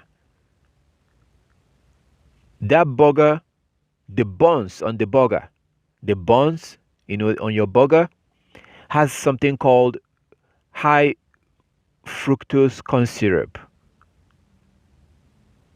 on the burger, on the buns itself. Some of the things that makes that burger to taste good, some of the things that makes it to taste good is called MSG, monosodium glutamate. Monosodium glutamate is in some of the things that they put to make that burger to taste good. That's the second chemical, plus all the other preservatives. So when someone is eating something like this, eventually they produce a sperm and impregnate their wife. What makes you think that that child will be normal? You are what you eat. So when you give birth to a child and then that child is sick, some people will begin to have resentment in their heart without even saying it out. They begin to have resentment towards the Most High. How can a God allow a beautiful, innocent child like this to suffer? This is how we think. So instead of blaming the man that was eating junk, which he now produced as a sperm, that sperm becomes the seed in the woman that turns into a child. So we have to be careful not to, because if whatever reason, however, it doesn't matter. However it is, whatever the hell that happened that makes you to begin to have resentment towards the Most High, Satan have warned. Because your resentment is not founded on any truth. You're simply having and this can happen in our heart without us even saying it out. Either because we are having financial issue, or because we're having medical issue, or because for whatever reason, it's easy to start pointing finger at Yah. It's easy to start having resentment in our heart without even saying it out. I really encourage you to read the book of Job. Read the book of Job. Even if you read it before, read it again. Read it again. Even Job understood in the beginning that yes, all these things have happened, but I'm not going to have resentment towards Yah. And he was being pressured by his wife. He was being pressured by his friends to have resentment towards the Most High. We have to be very careful. I really, really, really want you to read the book of Job again. I really want you to read the book of Job. You can get an audio Bible and listen to it. That may make it to go faster for you. So we need to get away from the system of the Gentiles, the European system. They are the ones that Yah wants us to get away from. They are the ones who are running the world right now, controlling the world. And as long as you're in their system, things are not going to go the way that Yah intend for things to go. And when things doesn't go that way, you don't have any right to blame the Most High, even in your heart. And it's very important to have the understanding, okay, I know. This is not Yah's fault. This is happening because I'm here, or because I'm doing this, or because I'm doing this. I see this with people who are not keeping the Sabbath. They have the mentality that, well, I really want to keep the Sabbath, but my job. So what they're really trying to say is that, well, if Yah really wants me to keep the Sabbath, then he should make it easy for me and let me, because I have to pay my rent. So this is extremely important, and extremely important for those who are keeping the law and want to make it into the kingdom. These are one of the little ways that Satan will try to attack you. And this is a clever way. This is a clever way. You see, if a woman comes up to you and takes off her clothes and begin to want to get you to have sex with her, that you can see, and that you can resist. If a man tries to seduce you and have sex with you to get you to commit sexual sin, that you can see and that you can resist. If someone is trying to get you to do something on the Sabbath, that you can see and that you can resist. But what I'm explaining to you now is a clever way that Satan will get you to really, really, really, really, really begin to grieve the Holy Spirit. Because if they get you to break the law, it's not a good thing. But at least you saw what happened. But if Satan can get you to sneak from behind and try to attack you with this kind of thing, it will happen. You begin to have resentment towards the Most High, and you won't even realize it. You won't even realize what happened. So he will hit you from behind and you won't even realize it. And before you know it, you stop keeping the Sabbath. Before you know it, you buy some new clothes and you don't put fringes on it. And you buy some more new clothes and you don't put fringes on it. And it will just slowly begin to slide back into your old ways. At the end of the day, Satan have accomplished his goal. But you yourself will not even realize what happened. And it's difficult to repent from a sin like this because you were ambushed. And you were ambushed because you didn't understand that the reason why things are not working out your way is either because you are not doing what Yah really wants us to do, or because you are at the wrong place, to which you now have to go to the right place. If you are in a place like, for example, the sister I gave an example, who is in Europe, and they are refusing that her son will not learn a trade because he's 14. What do you do? So, what do you do in that case? And they're insisting that her children must go to school. What do you do? Well, what you do in that case is you get away from there. That's what you do. If you want to walk according to the ways of the Most High. The Most High will not change the heathens. The Most High is not going to change the Europeans. You can start from Isaiah 65. Isaiah chapter 65. Yah is not going to change them. Yah has already tried to reach out to them. They rejected Yah. Isaiah 65, Yah have tried to reach out to them. They rejected Yah. How did Yah do that? We have the prophecy in Isaiah 65. That's the prophecy. Isaiah 65. What was the fulfillment? Paul the Apostle. Yah reached out to them. What do they do in return? They turned around and they created the most wicked, the most filthy, and the most wicked pagan religion in the history of mankind, known as Christianity. That was their response to Yah's reaching out to them. And Yah basically was like, okay. Yah is like, have given up, just okay.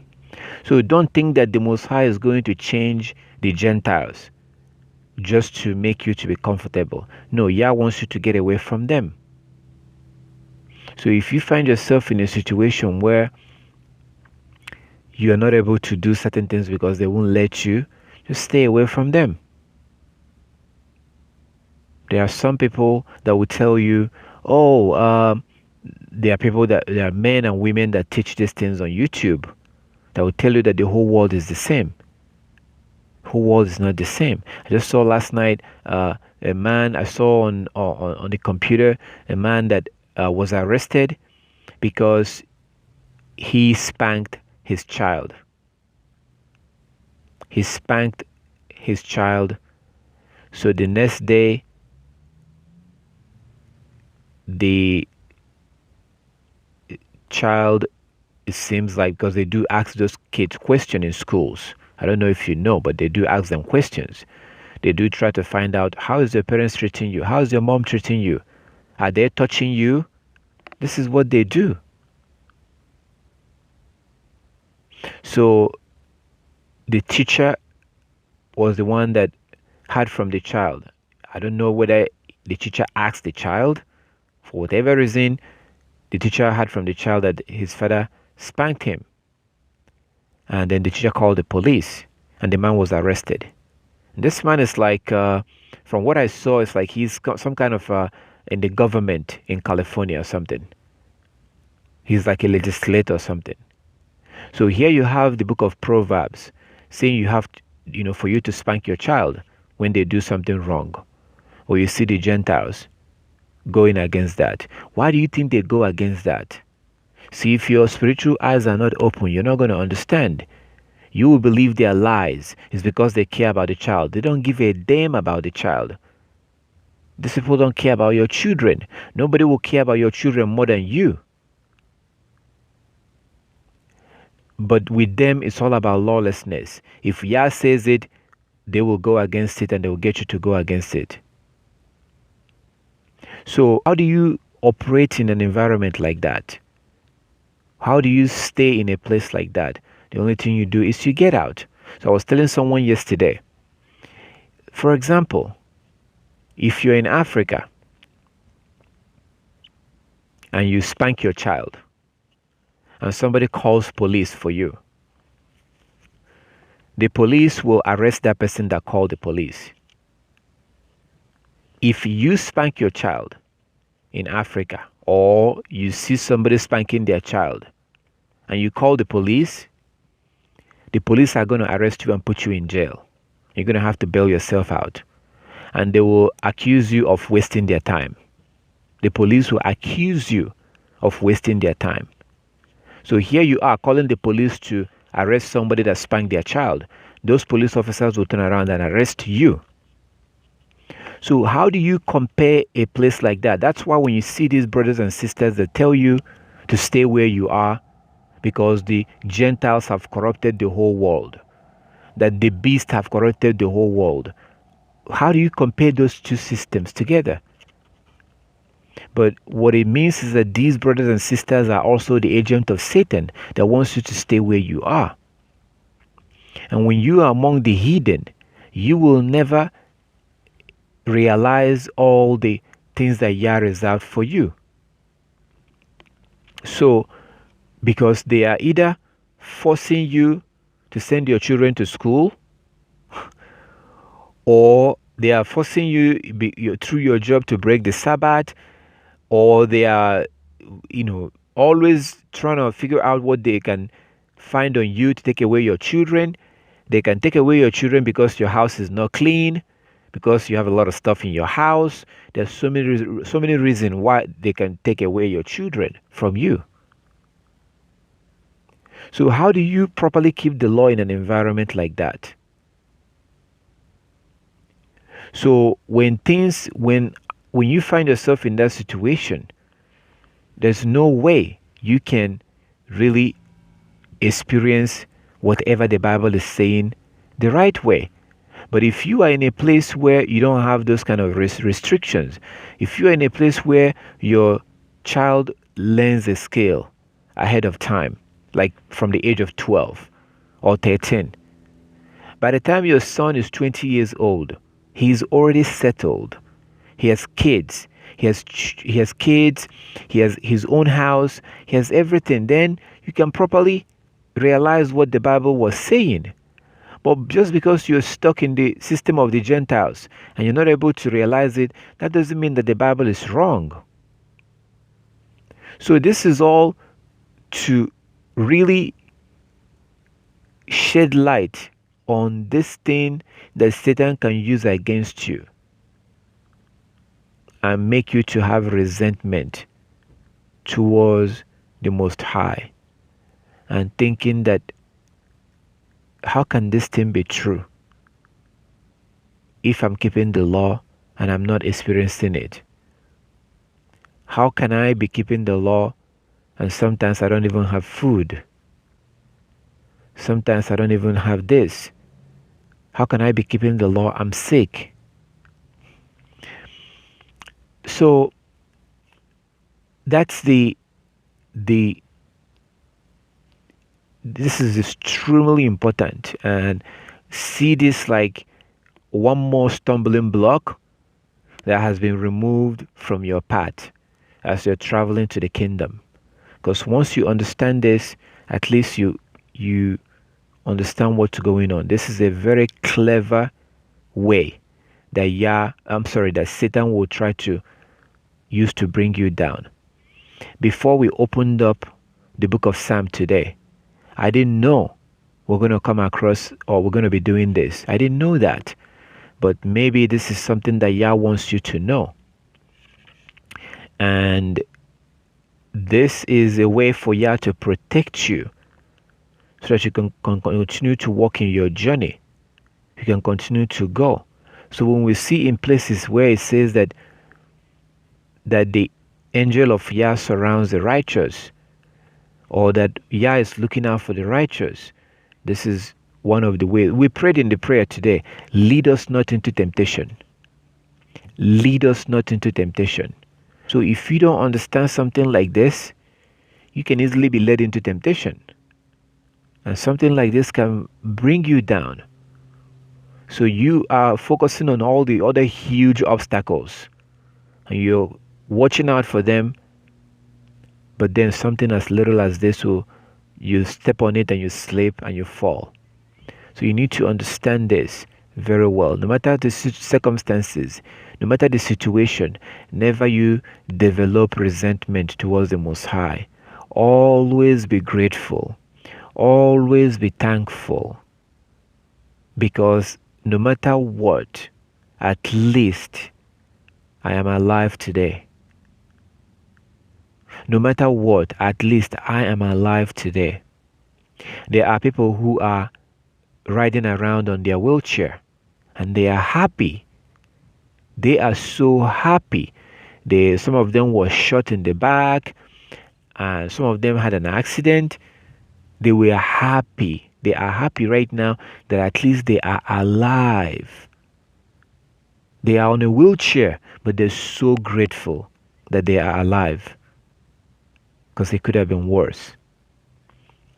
So every blessed day, we must be thankful, grateful towards the Most High, no matter what.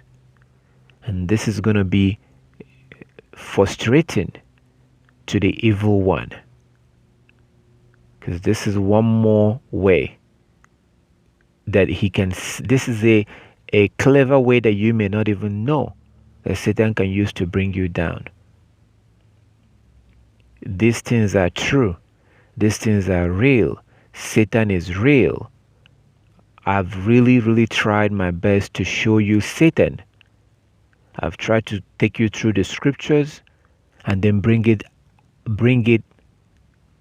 to life so that you can see for yourself.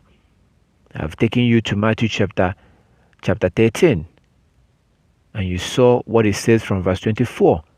The seed of Yah are going to be dwelling together with the seed of Satan. And you see what happens at the end. This is real. Satan is real. He's going to want you to think that he's not real. He's going to want you to think that this is crazy. So Satan is busy doing what he's doing his job, and busy doing mine.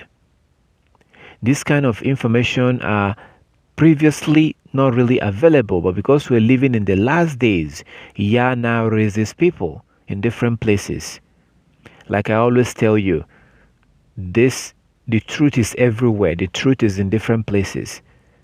So, like as I said, I'm not one of those that think that I am the only one that have the truth and that this is the only place you can find the truth. Oh, I desire for the truth to be everywhere. I desire for all the congregations in the four corners of the earth to have the truth. Actually, they do have the truth. We do have the truth. This is the truth. His law is the truth. The Bible is the truth. The scripture is the truth. So we do have it. It's just a matter of us understanding it and following it. So this is something that can save you from great falling. And that thing too is Yah wants us to grow our own food. For example, because he spoke, we read about in Psalm 37. Psalm 37, verse 25 and 26. I have been young, and now I'm old, yet I have not seen the righteous forsaken. Okay, I have not seen the righteous forsaken. So, according to the scriptures, the righteous is anyone who is keeping the law. Psalm 119, verse 172. Psalm 119, verse 172 says that his commandment is righteousness. Psalm 119, verse 172. His commandment is righteousness. Luke chapter 1, verse 5 and 6. Luke chapter 1, verse 5 and 6 describe for you the righteous. They were keeping Yah's law blamelessly. So, what you have here is that Yah have actually made, the Most High have made this particular scripture to come true, because Yah wanting you to know this thing. I did not decide to present this. This is something that Yah wants you to know. Okay, so Yah wanting you to know this is a way of protecting you so that you don't fall into the trap that will be set on your path. So while you are watching out for the bigger obstacle, this one will sneak out from behind. So the truth is that we're not living the way we're supposed to. Verse 26, Psalm 37, verse 26. And before I read that, we're not living the way we're supposed to live. So we should have an understanding. We should realize, okay, first of all, we're not living in our land. Second of all, we're living in the land of the heathen. We were born into their system. We are following their system. Yes, we're told to get away from their system. We need to understand these things so that we ourselves will then think, I can understand why things are not perfect for me. I can understand. Like, we need to come to that understanding. We need to come to a point where we realize, yes, I know that the Bible says this, but I understand why it's not currently happening right now. Because I'm not at the place I'm supposed to be, or I'm not doing what I'm supposed to do. So it says in verse 26, Psalm 37:26. They are ever giving liberally and lending, and their children become a blessing. So it also says that their children will. Okay, verse 25. I have been young, and now I'm old. Yet I have not seen the righteous forsaken, or their children begging bread. Their children begging bread. So whenever you meet somebody, next time you meet somebody who tells you that they are from Africa, if you have an opportunity to talk, to have conversation, ask them, how did you get your food when you were younger? How were you guys getting your food? How did you eat? Like, how did you get your food? Most people will tell you that we usually grow our own food. Usually. So, even if you don't have a land, you can still grow your own food in Africa because people will give you a land. If they are not using it to grow their own food, you can borrow a land from somebody. You can approach somebody and say, hey, please, I would like to borrow your land for this year. And they'll be like, oh, okay. So the only thing is that when you get the food, you give them about maybe 10% or 5% of what you got. So typically, we grow our own food, and we have very different types of food. And I'm explaining this for you to understand. How is it that the children of the righteous can never beg for food? It's very important to understand how the children of the righteous can never beg for food. And if you are not in that situation right now, then you need to understand why this cannot apply to you right now. So typically, people grow their own food, and we do plant something called yam. Yam. It's a popular food in Africa. We have cocoyam and yam. We have all kinds of different types of food that will grow. Now, cocoyam and yam, usually the men will deal with the yam. It's more masculine. It's more women typically will cultivate and grow cocoyam. It's more feminine, but they're almost the same thing. So it's very popular in Africa. And the way that Yah designed this, we have a story in the Bible that actually deals with this. The rich man that wanted to expand his barn, and he said he expanded it and he was happy, and then Yah told him, you're going to die tonight. You're going to die. So, because he was being arrogant. So we had something like that, and we grew up with a system like that, where when you cultivate the yam, when it comes time to harvest, you harvest the yam, and then you store them in the barn, and they can last up to a year. You store them in the back of your house. So every family grew their own food. Every family. I remember when I was growing up, sometimes my mother would go behind the house and get some vegetables and give it to me, and I would go sell it in the market. And then I would use that money to buy like fish, buy like pepper, buy like the other things that we need to cook. But that particular, it's basically going to the backyard of the house and getting some vegetables, and then washing them and preparing them and washing them. I take it to the market and I sell it. I come back home. I use the money to buy the things that she told me. This is when I was growing up. So you see how you may not have money for food, but you can take what you grow and sell it and use it to buy the other things that you need. This is my own experience in my little life. This is a system that we had.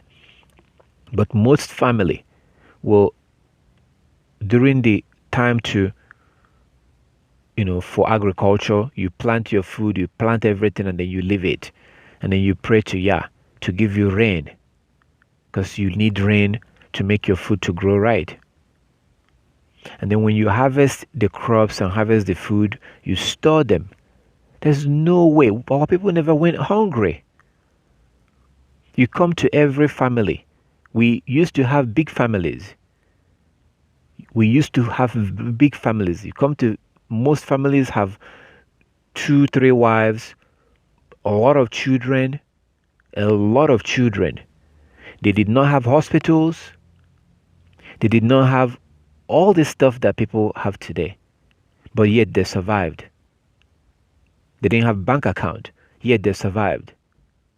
So you see people today that have 2 kids, 3 kids, and they're struggling to raise them.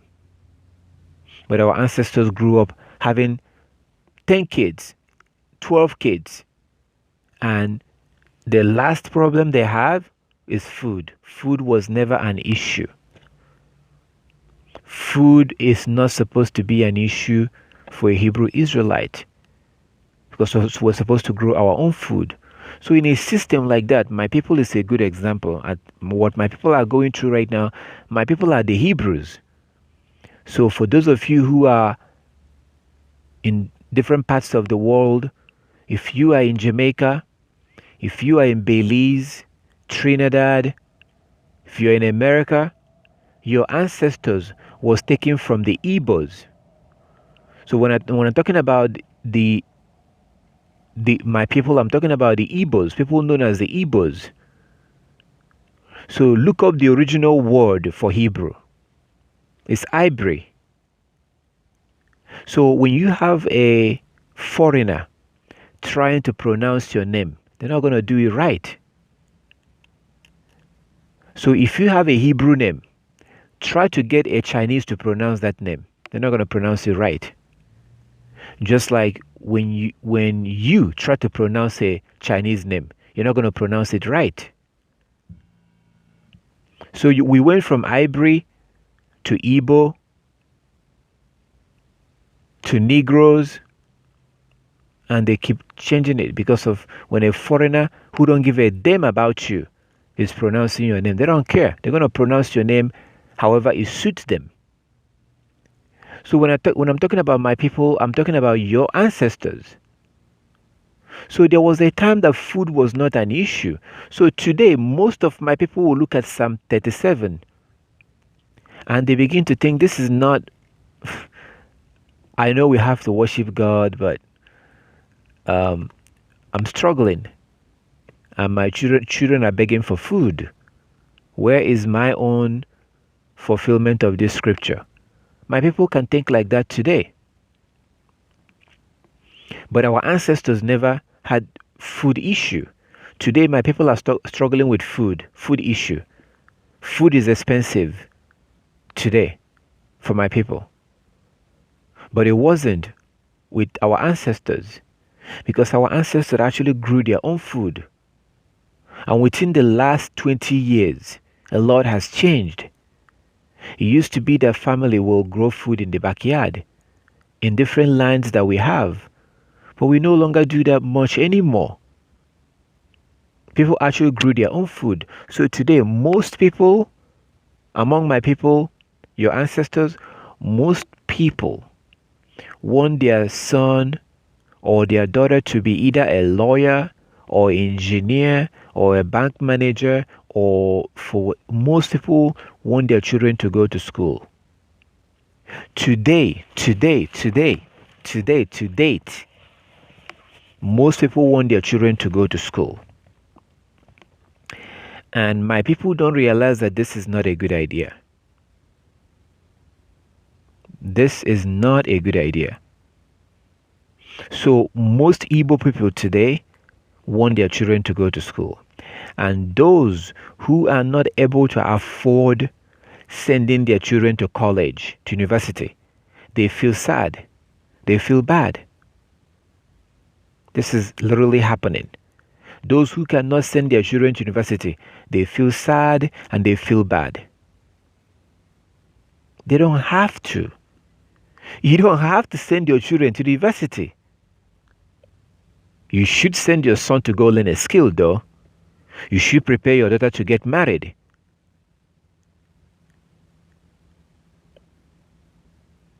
That's what your daughter is supposed to be trained for, to get married, because that's what she's here for.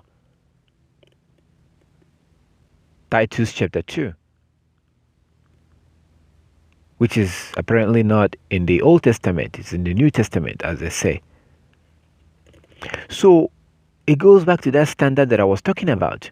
So now you have people that feel bad, people that go to bed at night, they are in sorrow, they are mourning because they didn't have enough money to send their children to university. You have people that feel bad, feel like they are a failure because they couldn't send their children to college. Because we're following the European standard. So what's going on right now, the reason why the price of the food is, people will complain to you today in Africa that, oh, things are not good, things are hard. Why wouldn't it be hard when everybody is literally sending their children to university? Everybody wants their children to go to school.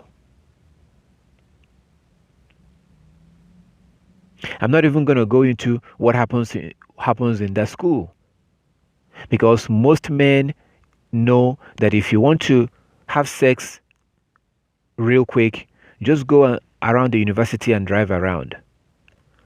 Go look for a college or university. Just drive around there if you want to have sex. It's an open secret.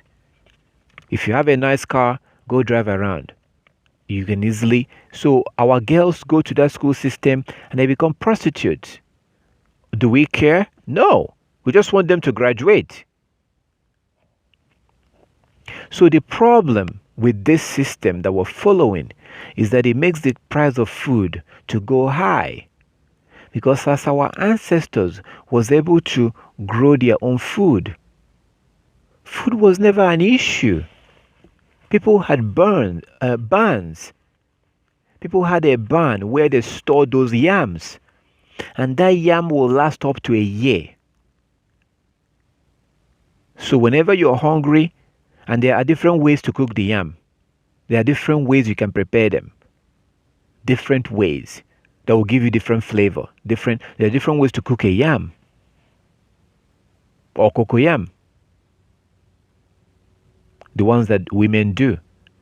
So you see that in that system, food was never an issue. Like I gave you an example of my own experience, how, if we may want to cook soup, we don't have money, we just sell some vegetables. You just go to the backyard and take it and prepare it and wash it and give it to the kids, and they go sell it in the market, and then use the money to buy pepper and salt and buy other things that you need. So imagine a place where you have your own house and you grow your own food. What else do you need? Even when you don't have money, you can always take one chicken and go sell it in the market. Boom, cash. But these are the systems that we've abandoned. So most people want their children to go to college. What happens when they go to college? They graduate. They find a job. They go and work at the company where they found a job. So this is what's going on nationally among my people. So who's going to grow the food? So you see that whatever is left of the people that are doing farming, they're not producing enough food to feed everybody. It used to be that people grew their own food and fed themselves. Now we are now relying on the stores to buy our food. So how can your children not beg for food? Do you see how your child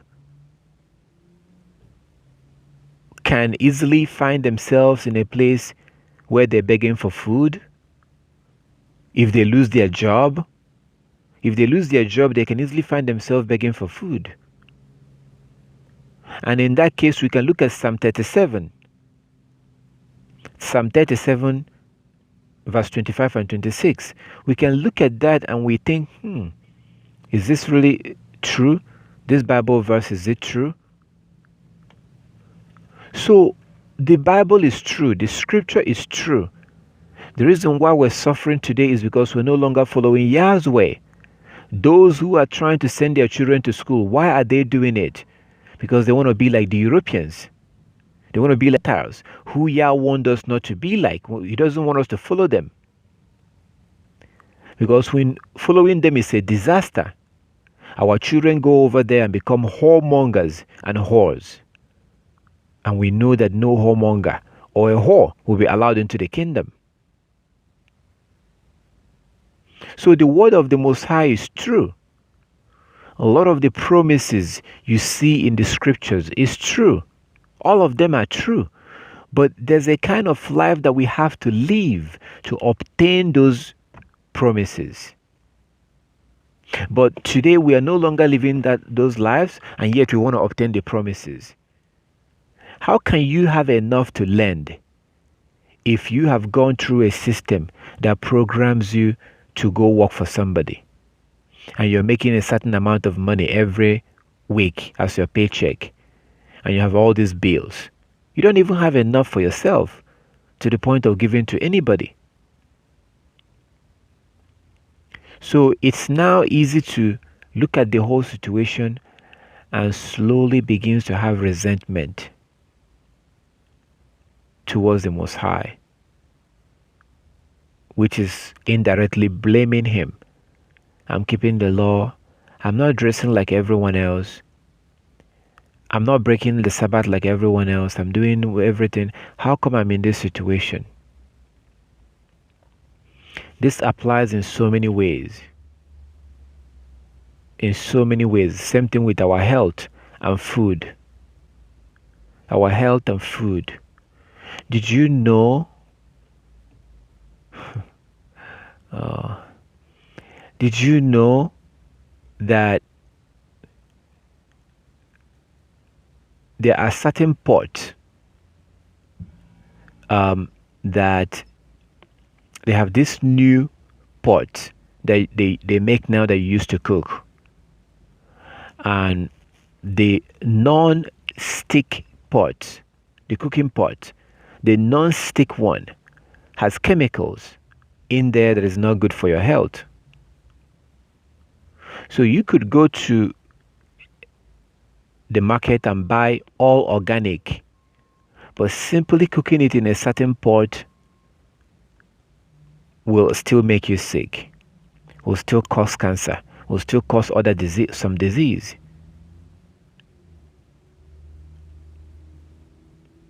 So you want to stick to stainless steel. I'm just giving you, I don't want to go too much into that right now, but I'm just giving you just an example. Because the coating that they put in that pot, which is what makes it to be non-stick, that coating, as you heat up the pot when you cook, those coating are also going into your food.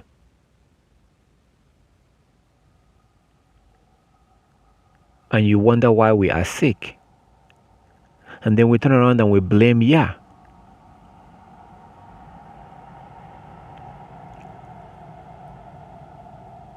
So these are things that we have to realize, and at least, if not for nothing, let us have an understanding. Let us have a truthful understanding and acknowledge, yes, I'm not really living the way I'm supposed to live.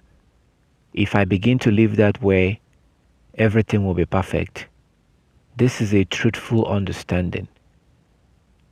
Everything that the Bible says is true. I may not be realizing that particular thing. I may not be benefiting from that thing because I'm not living the way I'm supposed to live. That is a truthful way to accept this. And once you have this understanding, then it's hard for Satan to use this against you. It's hard. So that you don't be put into a situation where you fall for this and begin to have resentment. So another problem we have is Deuteronomy 28. Deuteronomy 28, but not just Deuteronomy 28, Leviticus 26. Deuteronomy 28 and Leviticus 26. Because those who are breaking the law, there are certain things that they're supposed to be going through. There are certain causes. Part of that cause is that you will never have peace of mind, being hungry, serving your enemies, and stuff like that.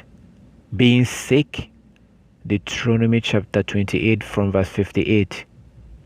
Deuteronomy 28 from verse 58. Being sick. Yah said that if we don't walk diligently in his ways by keeping his laws, basically, that he will send us disease. So those are also part of the causes of Deuteronomy 28 and Leviticus 26.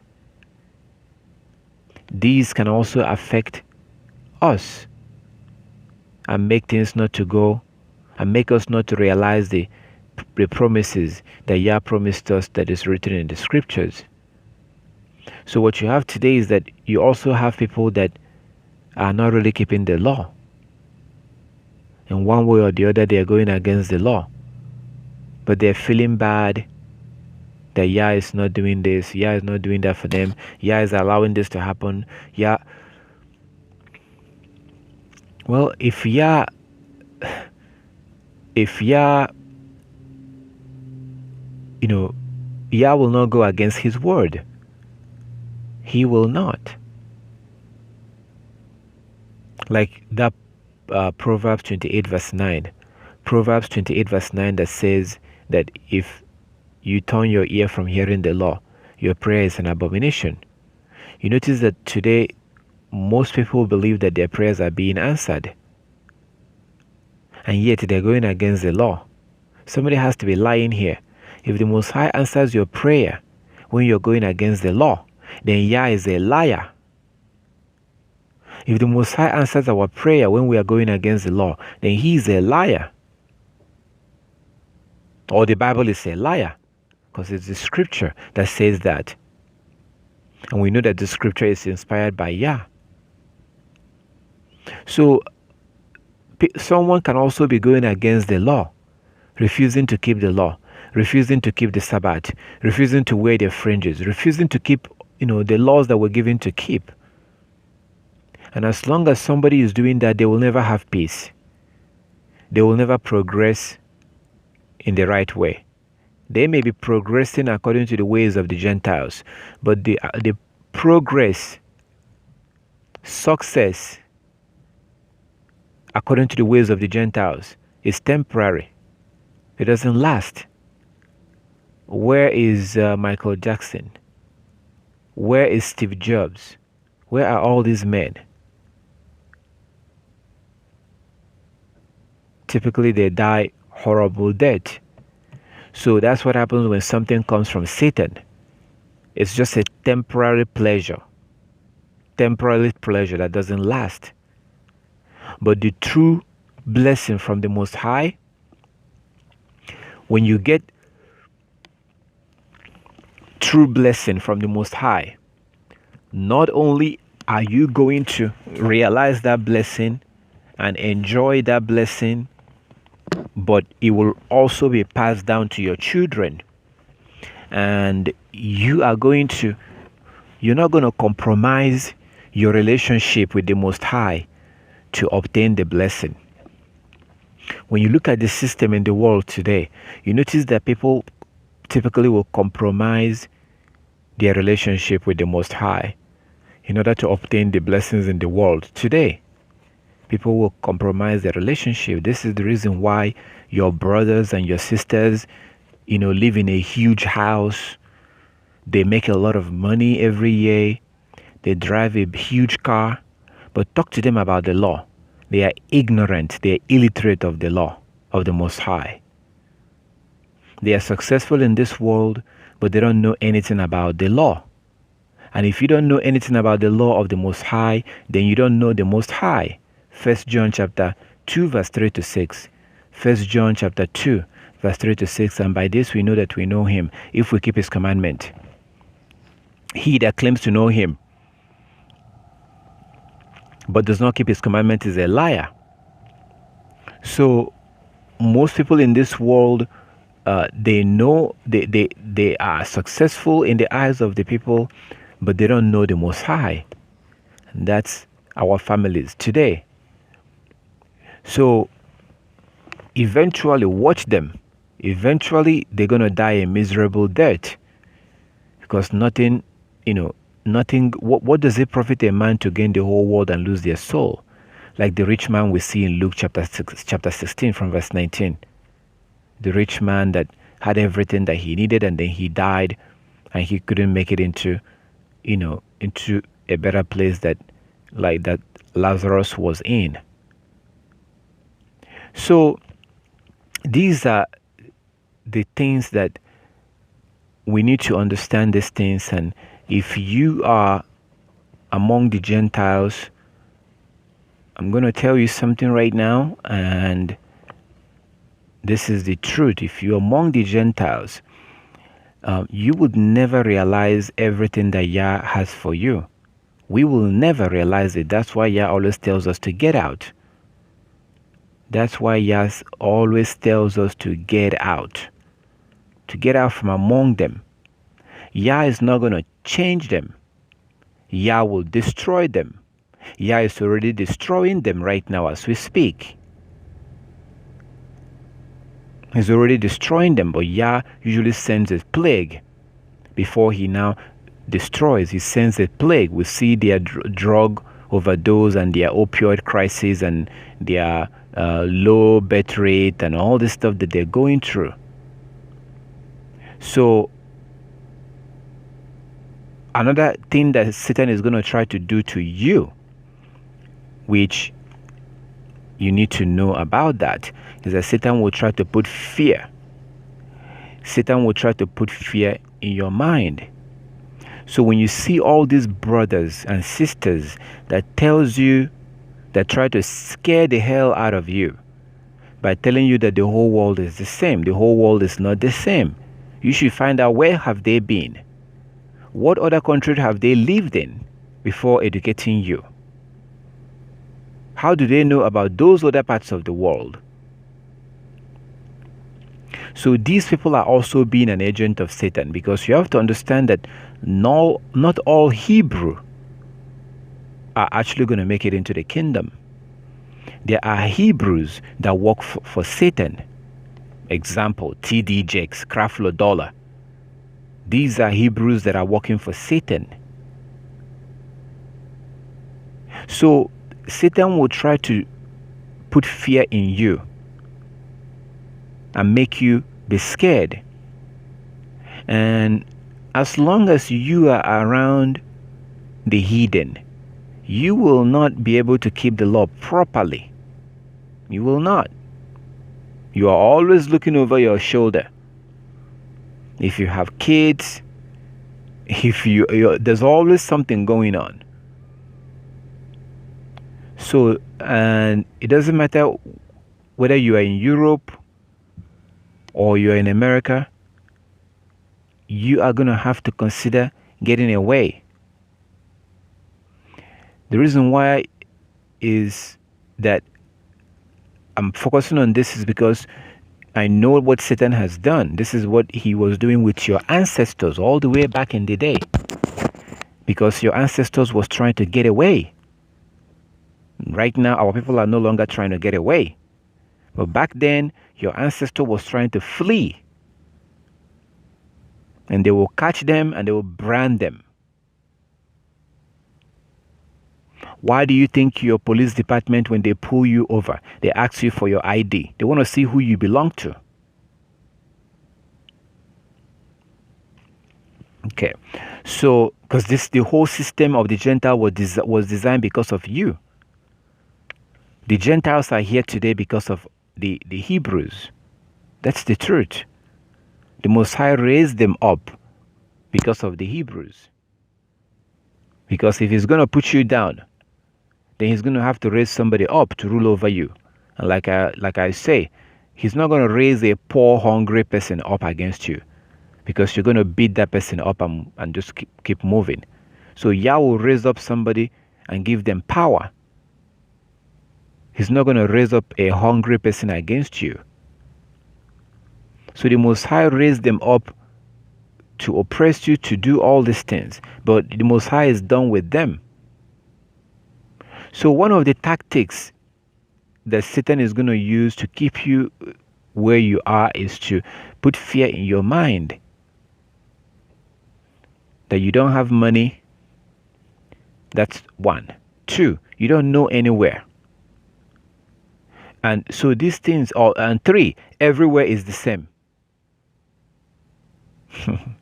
So these are all tactics that are put there in your mind to keep putting fear in you, so that you end up staying and you continue to eat junk, and you continue to be in a situation where this is the game, this is what's going on, and you need to know that.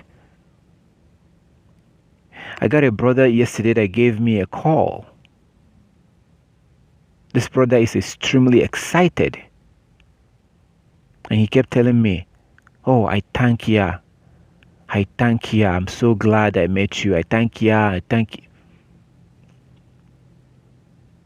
So initially he told me that when he was hearing about from me about the idea of fleeing the Gentiles, he told me that he didn't really believe it. He didn't really take it seriously because of all the fear that he had. But yesterday he went and got a passport. He went and got his application for his passport. And he called me. He's like, I got my application for the passport. I will call you on Monday. So I saw some questions in that passport so you can help me to fill out the application. He's excited. But he doesn't even have the money that he needs to leave. But he has a goal. He has a goal right now. He's like, okay, I'm going to do this. I'm going to try to save this amount of money every month. If I save it every month, I'm going to do it this long, and I'm going to be able to have this amount of money. So now his eyes is opened. So, but it was fear that he had. And that's the fear that Satan wants you to have. That's the fear that their ancestors was using on your ancestors. That's the fear that their children have continued to share today. That's why when they want to show you Africa, if you notice, when you see Africa on TV, when I say Africa, what comes to your mind? You know, I ran into a Gentile once, and he said something to me. Many people would have been very offended. A lot of people would have been angry by what he said to me, but I was not. I wasn't angry. I wasn't offended. He asked me, how do we live in Africa? Do we live in tree houses? Are we living in a tree house? You know, like when you have a tree house, are there like lions walking around and we live in a tree house? A lot of people would have been offended. I was not. This is a Gentile asking me this question. I told him, no, we don't live in tree houses.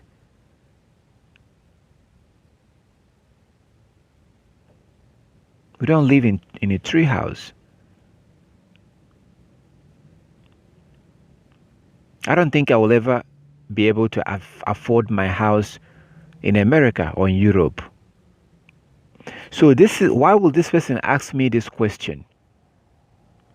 Because of the image that he sees on TV, and that was a very good example. So they may show you images from North Africa, where you have the North Africans. These are those people you see with they put stuff in their ear. They put things in their ear, and they have this thing. The kind of stuff you see in the Bible that Yah told us not to do, that the heathens are doing. So they will cut their mouth, and they put like a giant ring on their mouth. It's very disgusting. And they don't usually wear clothes. You see images of mothers sitting with their malnourished babies with flies flying all over them. So when they want to scam you, when they want to rip you off, they show you images like that to make you think that this is Africa. So I always tell you, these are things that will help to open your spiritual eyes. So I always tell you that you have to understand that the government of the Gentiles, the fashion industry from the Gentiles, the education system from the Gentiles, the church system, which is Christianity, from the Gentiles, from the Europeans, all these are connected.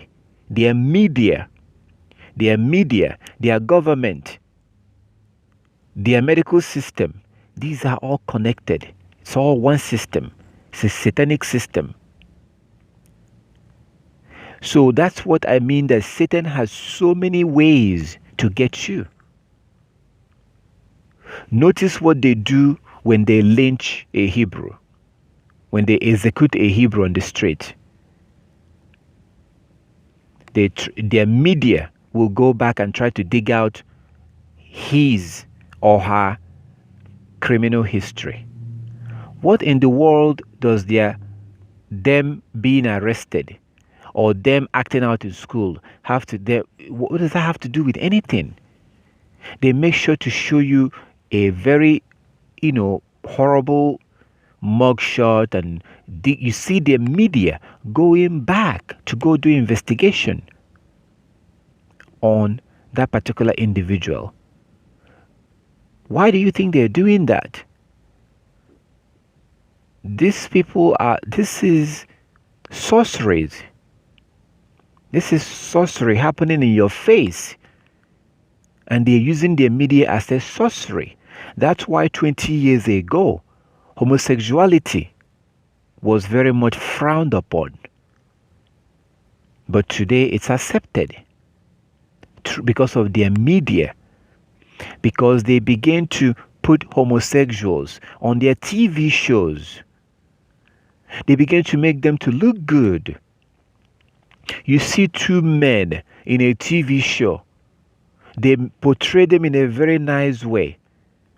Portray them as being perfect. They are playing, it's a mind game, it's sorcery. To get you to, that's not so bad. When it's happening, when you're watching it, you don't really understand what you're watching, but they get it into your mind.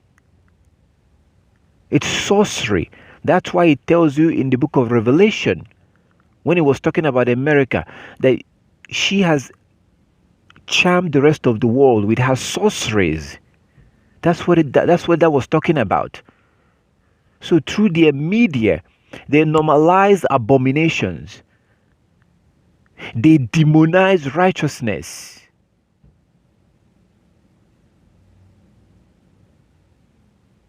Saw a video of oh my goodness. So most people don't even realize this. Most people don't even understand what's going on.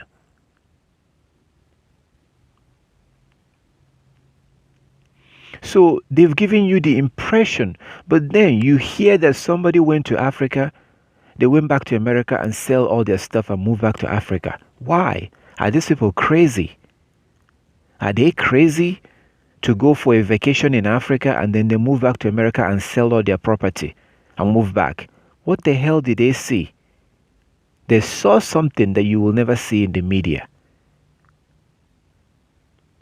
So these are ways that Satan is putting pressure on you or lying to you so that you can continue to stay among his children and continue to have that difficulties, whatever that difficulties is, that gets in the way of you keeping the law. So I want you to be like that brother that I spoke to yesterday, that confessed to me that initially it was kind of like he was scared, but eventually he was extremely excited now. And he himself began to tell me what he can do in Africa, what he can do to make money. He himself, that used to be scared, that used to be skeptical, that told me that he would never leave America unless he's 100% sure that he has everything that he needs where he is going. He said that he will never leave until he knows that he has everything that he will need where he's going to go. How is that possible? That's impossible. How can you be able to know that you're going to have everything that you will need? Where is the faith? Where is Yah? Where is the dependence on Yah? So that's what he used to tell me. But I'm glad that he's excited now. And I told him that there is a day, I'm telling you this to encourage you, okay? So when I do, I'm not calling the name of the person. I'm not going to call name. I will not call name, but I will do what you have seen in the Bible. Yeshua did this a lot. Yeshua gave you examples. It's not that he was talking about those people. Yeshua gave you different examples. Different examples of people that died, people that was crushed to death. He told you their story to use it to warn you. Sometimes Yah would, the Bible would tell you a story of something that actually happened to use it to warn you, or to use it to encourage you, like Luke chapter 16 from verse 19. He doesn't need to tell you that story, but he told you that story to use it to encourage you. So if you are not familiar with that, you may think, why is Brother Tobiah talking about those people? No, I'm not calling their name. I don't think you are going to know who I'm talking about. Like in the case of this brother that I'm talking about, he doesn't even join us here, but I'm using that to encourage you, which is biblical. Now, if you don't understand that that's a biblical thing, that's your problem. So in that case, this is someone that was so skeptical, that was scared because of years and years and years of indirect education. When you see things on billboards, when you see things on TVs, these things are indirectly affecting you. Their media is their sorcery. Media. This is what they are accused of in Revelation chapter 18. They are accused of using their medium. Their sorceries and their medium, use it to deceive the whole world by simply normalizing abomination and demonizing righteousness. And those who are not spiritually awake, what happens? They buy the lies. So like this brother, you can do it. Yah already told you to get out. Their system is designed to be anti-law. It's extremely difficult to keep the law in their system. I told you in Africa, you can go ask any other person from Africa. Go ask them. If somebody is spanking their child and you call the police, people will think you're crazy. Now you know that that's the opposite in America. And if you do call the police, I guarantee you the police will arrest you for calling them. That's if they don't ask you to go apologize to that parent. I remember when I was growing up, I wasn't only scared of my family. When I want to do bad things outside, I will have to hide from every adult. Every adult. We have to hide from them. Because any adult can beat the crap out of you. And in most cases, you're not going to tell your parents. Because if you tell your parents, they will probably beat you too.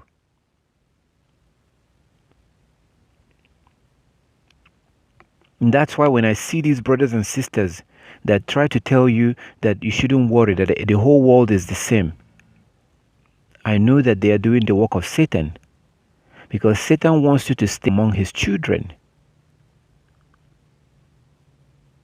The air is polluted. The water is polluted. The food is laden with chemicals.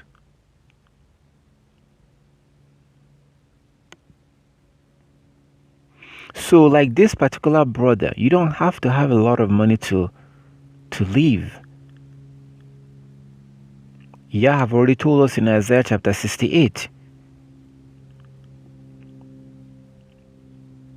So if you're waiting for the Most High to come down to heaven and talk to you privately, then you don't understand how Yah works. You don't understand how his system works. Yah uses somebody. That's why in the congregation, you look at the scriptures, Yah uses his servant to give out, to tell you something. Those who are wise will get it, accept it and use it. Those who are not wise will sit there with their mouth open, waiting for the heaven to crack up open, for Yah to come down and tell you something privately.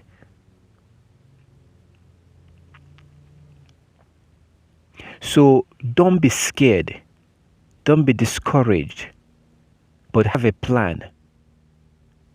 Don't be scared. Don't be discouraged, but have a plan. If a lawless Hebrew who don't even know that they're Hebrew can go to other country like Africa, being a continent, and survive, you can survive even much more, because you are not looking for a nice area where there's school. You're not trying to be in the city so your children can go to the best schools. Your priority is different. You're not trying to live in a big city so you can be closer to grocery stores. That's not what you're looking for. So that means that it will be much easier on a lawkeeper than someone who is not keeping the law. It will be less expensive than a lawkeeper than someone who is not keeping the law. And if these wicked Hebrew Israelites, who are not even keeping the law, can do it,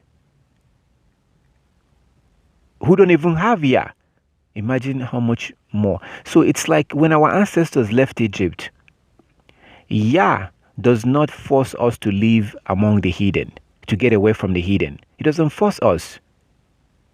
He will send a man to tell us to leave.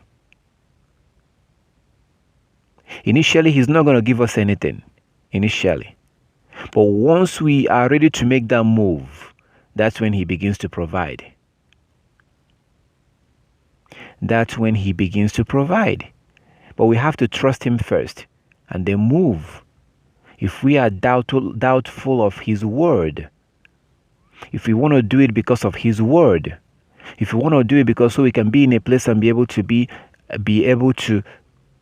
more free to worship Him, be able to live a much cleaner lifestyle. If we want to do it for those reasons, then Yah will be with us. He'll be able to provide for us. But if you're waiting for Yah to give you a lot of money before you can move, that's not going to happen. Then you are testing Him. Then you're testing the most in that case.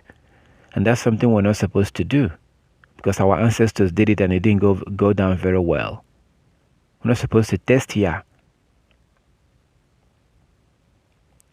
So these are things that even if you don't have money, it's time to now have a plan and walk towards your goal. There are many ways you can survive in these countries. Some of this information I'm not really supposed to release publicly, because they're not meant for people who, I can never advise somebody who is not keeping the law. I will not advise them I'm not supposed to advise them on something that is meant and reserved for law keepers. Things that are reserved for law keepers, I'm not supposed to take it and give to a person who is being rebellious. That's unfair for the law keepers. So for those who are keeping the law and you want to leave, there are ways you can survive in these places, in these countries, Ghana, Cameroon, whatever.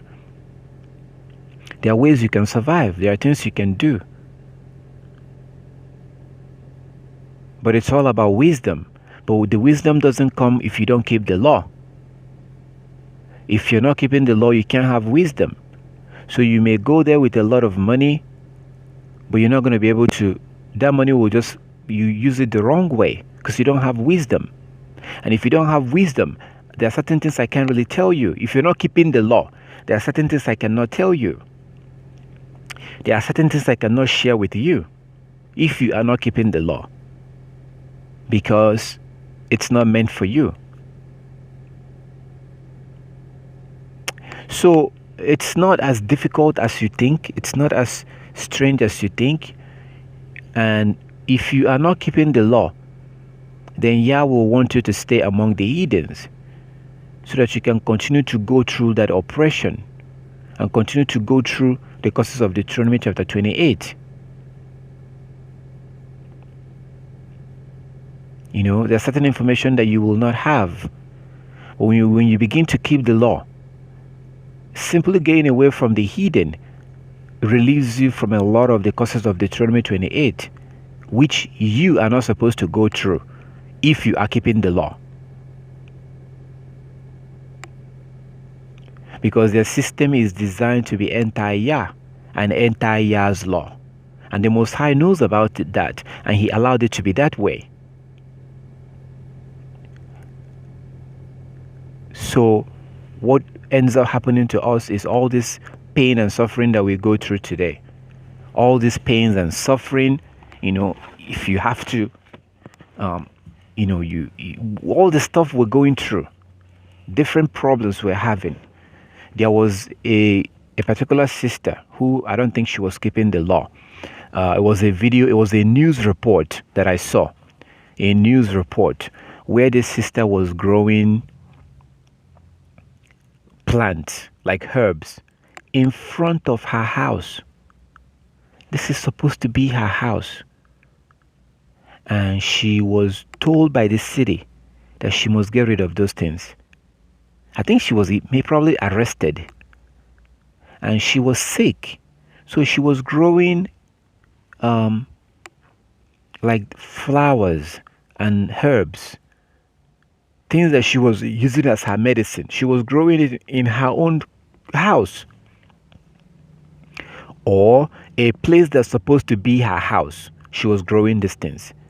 And the city or where she lived was sending her messages telling her to stop doing that. That was supposed to be her house. So that's not really your house. So these are things that we suffer. We go through stuff like this. And these are part of the causes of Deuteronomy 28. So even those who don't have money, don't lose hope, but have a plan and put Yah first in your plan. Have a plan. Start saving. Start saving. I told you $2,000 will pay for 2 years in a 2-bedroom apartment. $2,000 will pay for 2 years in a nice, most likely a brand new building. Most likely a brand new building. 2-bedroom apartment, a living room and kitchen and toilet. $2,000 will pay for 2 years. Think about that. So when your rent is paid for 2 years, that allows you to be able to have a clear mind and be able, if you want to start a business, that allows you to be able to, you're not under pressure. You have to go to work every day because you have to pay your rent, because your rent is coming up, your mortgage is coming up, your car note is coming up.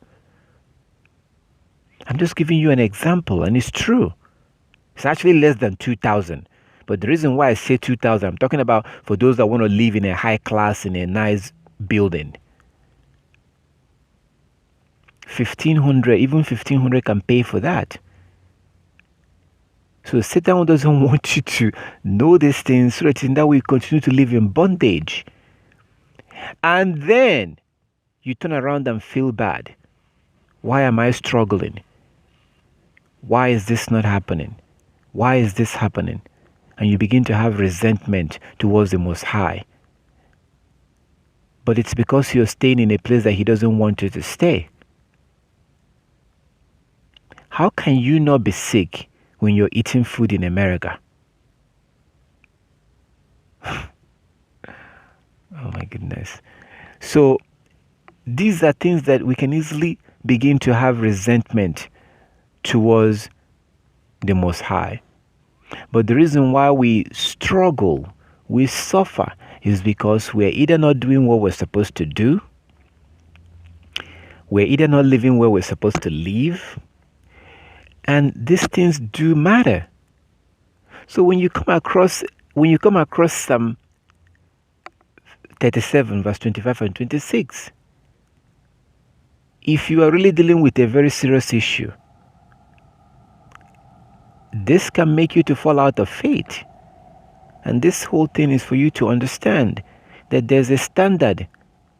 There's a way that Yah wants us to live. And if we don't live that way, or if we don't leave that place, then we're not going to expect the Bible, we're not going to expect things to happen the way that the Bible says it will happen. If we don't do what we're supposed to do, or be in a place we're supposed to be, like Yah says in 2 Corinthians chapter 6, verse 17 and 18. 2 Corinthians 6, 17 and 18. Come out from among them and be ye separate. Come out from among them and be ye separate. So we can't be among them and then expect the Bible to expect everything to happen to us the way that Yah says it will happen. But rather we need to just simply admit, okay, I see what the scripture is saying. I am not currently in that situation right now. That's why it's not happening. Because, for example, the sister that wanted her son to learn scale, if he learns the scale and everything worked out the way it's supposed to as a Hebrew, by the time that kid is 18, he will be married. He will have his own house. And everything will work out well. So, but if they continue to be where they are, then he's not going to expect her son to, be in the situation that you see in Psalm 137. And it's not going to be Yah's fault. I became sick and I didn't blame Yah because I understood why. So the honest thing to do is to try to, if you know how you got into that situation, and try to get out. And oftentimes we get into this situation through food, like it tells us in Psalm 107. So before we even ask Yah to heal us, we have to change the way we eat. Oftentimes, if not all the times, like it says in Psalm 107, we get all this. This is the reason why people go from China, Japan, and they go to America. Usually in China and Japan and all these Asian countries, they tend to be very thin. They tend to be very tiny. They tend to be very healthy over there because they eat natural food and they drink this green tea and they'll eat natural. But they found out that whenever people go from Asia to America, all of a sudden they start getting fat and their women begin to develop breast cancer. Why do you think that's the case? Because when they move to America, they no longer eat the same thing that they eat in China or Japan or Korea. So it's unfair for me to become sick and start having resentment towards the Most High when I got sick because of the things that I'm eating. If I'm going to be honest, I have to admit that it's my fault. But I need to start eating the right way. And the way that the Most High designed our body, your body regenerates. Your body actually regenerates. So you can get healing. You can actually be healed. Do they use that word healing today? No. They don't use the word healing or curing in their medical system. Because they don't want to cure you or heal you. They want to treat you. There's a difference between treating and healing and curing. Whenever somebody is dealing with herbs, natural medicine, they typically talk about healing and curing. Healing and curing. With the Western medicine, it's treating, caring, treating. I don't want you to care for me. I don't want you to treat me or care for me. I don't want to be cared for. Health care. Because they want to care for you for the rest of your life. No, I want to be healed. I want to be cured. They don't use those two words. They talk about care, health care. Because they expect you to stay in that condition for the rest of your life.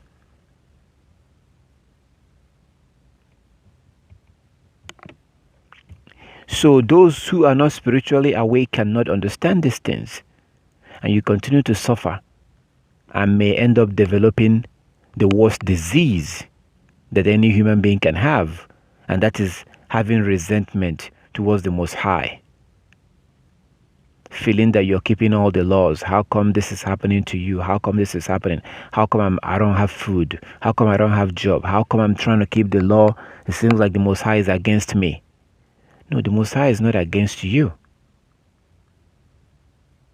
You are against the way that the Most High wants you to walk in.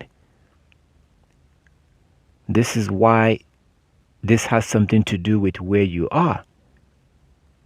You may want to consider relocating. There are some congregation that actually charges money. They will charge you money and tell you to come, to go to a certain place, and they will provide you a place to stay. Don't do that. Don't give your money to anybody. Don't give a dime to anybody. I'm not asking you to go to one particular place. You can go to Ghana, you can go to Cameroon, you can go to Togo. Wherever you go, find somebody over there and someone that knows the area. Go there. Don't buy anything until you get there. Don't buy anything that you cannot see with your eyes.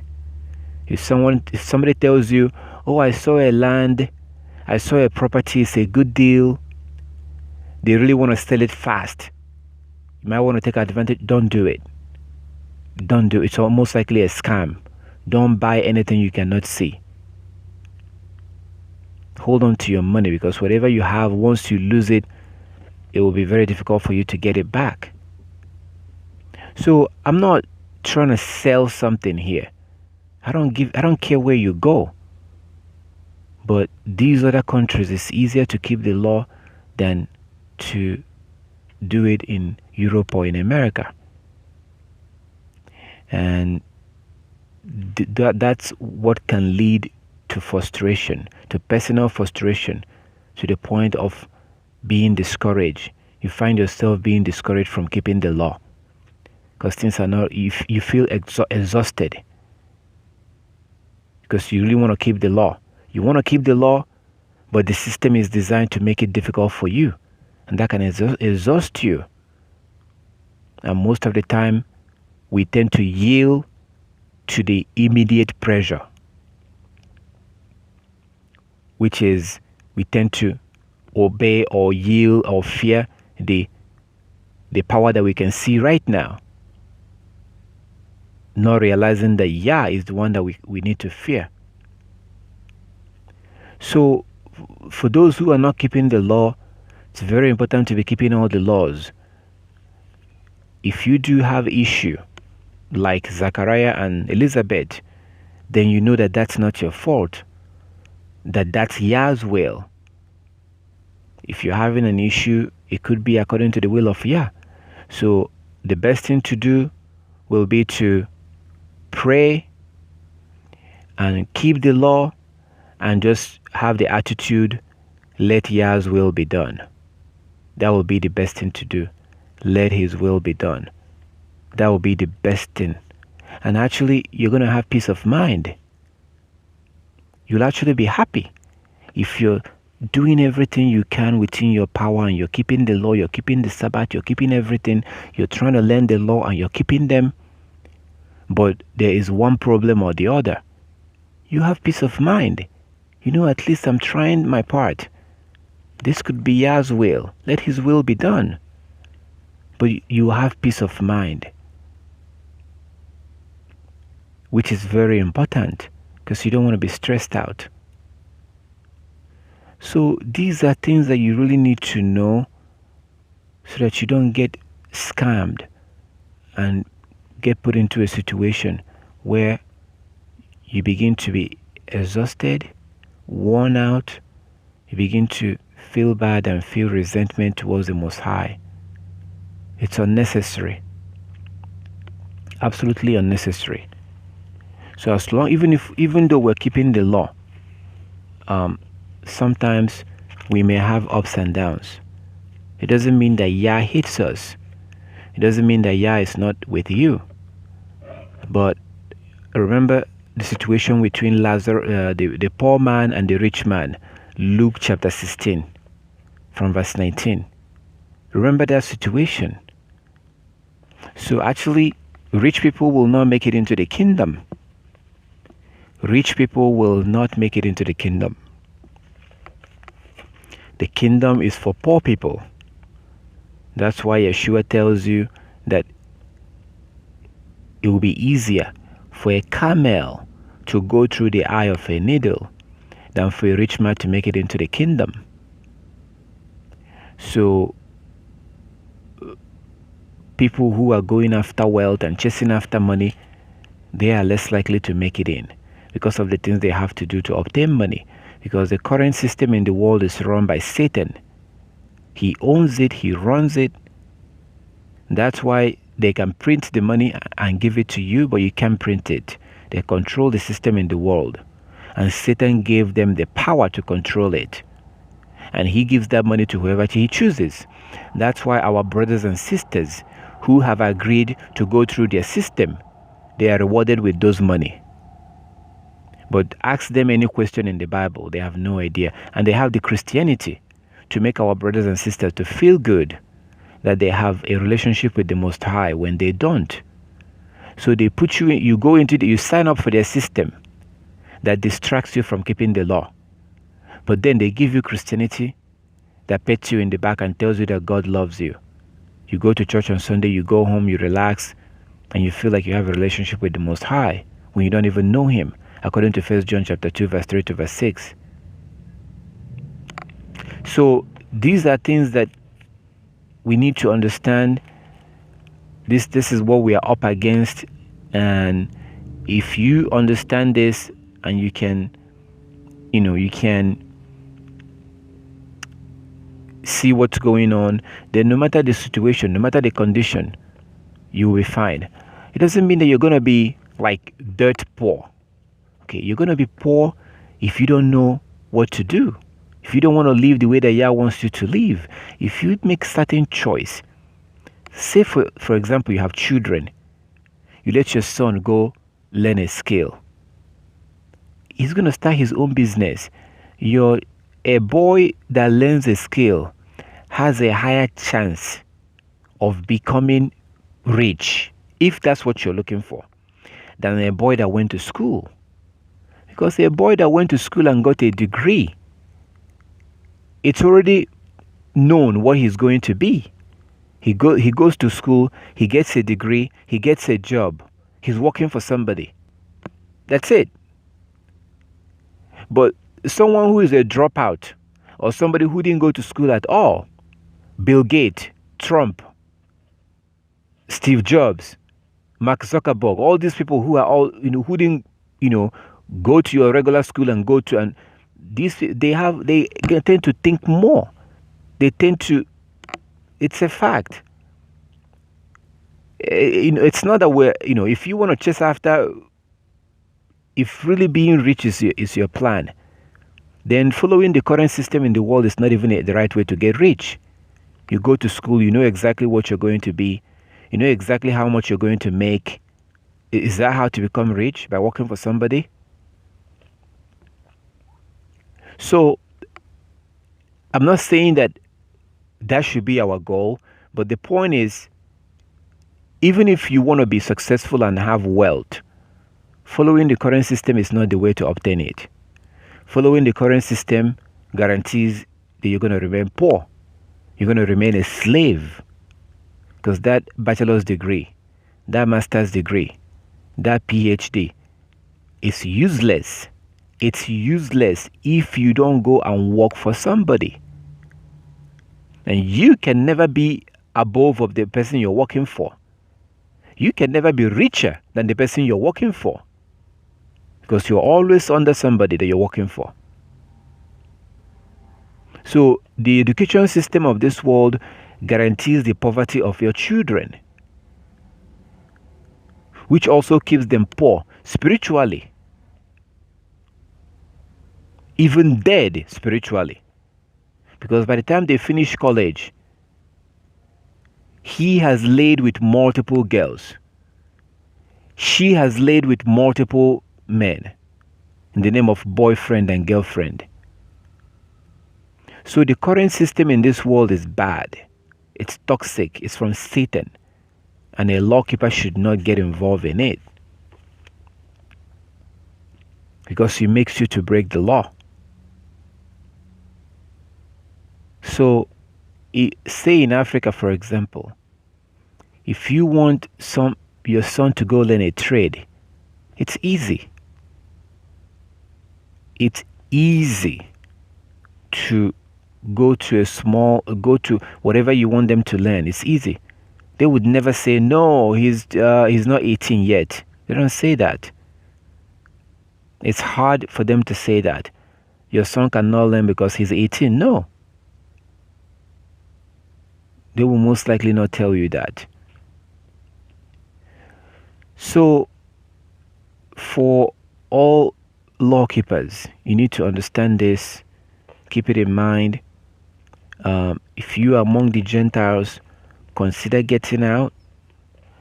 If you need advice or counsel on that, I've promised that I'm going to do a video to give you more information. I'm still going to do that. There's just a lot going on, and the most important thing to have is a plan. The most important thing to have is a plan. There are many, even if you don't have money, you can always get a job. You can go into teaching. You can get a job. It's easier to keep a Sabbath working in Africa than working in America, because in Africa they pay you salary. They don't pay you paycheck to paycheck. They pay you monthly. So it's much easier to get those days off than when you're going paycheck to paycheck. And most businesses are privately owned. Most businesses are privately owned, unlike in America and Europe, where you have corporations who don't give a damn. So it's a different system, and it's the place that the Most High wants you to wait.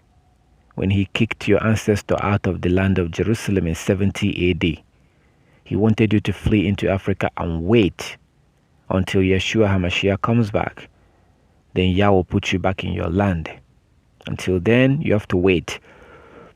So while we are waiting, we need to be in the right place, so that in that way we'll be able to have a much easier time to keep the law and not have anybody harass you for keeping the law the way you want to keep the law. Nobody's going to be harassing you for that. So I thank our Heavenly Father for everything. This is a message for somebody. It could be for you. I don't know who it's for. It could be for you, and this is to warn you to be careful, not to begin to become frustrated and angry, and then begin to build up resentment towards the Most High, because things are not going the way that you want them to go, or things are not going the way that you expect them to go, or things are not going the way that you see them in the Bible. That's pretty much what this is all about. And for you to now try to get into a situation and get into a place where you will be able to be in a situation where things will be able to go fine, where you'll be able to have a much where keeping the law will be much easier. Because if Yah says that you have to count 1, 2, 3, 4, 5 before he gives you this, if the Most High said that you have to count 1, 2, 3, 4, 5 before he gives you something, you must count 1, 2, 3, 4, 5 before he gives it to you. We love to claim that he doesn't change, but then all of a sudden we turn around and we contradict ourselves. Yeah, he doesn't change, but he changes for us privately. That's what we're saying. So when Yah said that this will happen to you, and that will happen to you, and this will happen to you, but you have to do this in order to get that, we have to do it. And if we don't do it, we're not going to get that. The Most High will not change his word to please us or to, no. His word must surely come to pass. So where you are as you're trying to keep the law matters a lot. It affects the way you keep the law, how easy it is, how it matters a lot. Where you are matters a lot. But don't be scared. If you don't have any money, start saving and look forward to buying your own land, building your own house, so that in that way you will be much more stable. It's easy to do this. It's not that expensive. Buy $3,000 can buy you a land in Africa. $3,000 can buy you a land. And when I mean a land, I mean your land. When I say a land, I mean a land with no yearly taxes. Like when you buy it, it belongs to you. $3,000 can buy you a land in Africa. So, but that's something that you would never ever, imagine that something like that is possible. So the thing is to start saving right now. Start saving. And even if you don't have a land to grow your own food, you can always go to the market and buy from people. Like I gave you an example. When I was growing up, sometimes my mother will go in the back of the house and get some vegetables and prepare it and give it to me, and I will go sell it in the market and use the money to buy other stuff that we need. So there are people that came to the market with pepper that they got from their farm. There are people that came with all kinds of stuff, and we all come to the market. So you come with the ones that you got, you sell it, you use the money to buy the ones that you don't have. So the point is that the food in the market is fresh. It's fresh food, not the ones that are being grown by corporations. This is the reason why chicken tastes different in America. If you have never eaten chicken in Africa, you have never eaten chicken at all, because it tastes different. Apple, oranges, these things actually has a real taste that they have, but not in America because of how they grow those things. So even without your own land to grow your own food, you can always still go to the open market and buy your food, which is fresh. So what does that do? It affects your health. It makes you get healthy, which makes you live longer. You see how that goes? So these are the reasons why Satan wouldn't want you to stay. So you can continue to rely on corporations to feed you, people who don't care about your health, who care about, So anyway, these are things that for law keepers, really, for you not to feel resentment. I thank our Heavenly Father for everything. I thank the Most High. I think that this is something that He wanted you to know. This is something that He wanted you to see and know, so that in that way you can continue smoothly and firmly in your journey. As it says in Matthew chapter 7, 13 and 14, that narrow is the way that leads to life. So when Satan tries to make you feel bad about health issue, financial issue, or other issues, you simply acknowledge the truth, which is, this is happening maybe because I'm not where I'm supposed to be, maybe because I'm, it could be Yah's will, but it's not because Yah is punishing me, because Yah is wicked, or because Yah, why is this not happening, or why am I keeping the law and this is not happening. These are all the false thinking that we may start having, and that this kind of thinking will cause us to fall away from our faith. That's not good. That is not good. So I thank our Heavenly Father for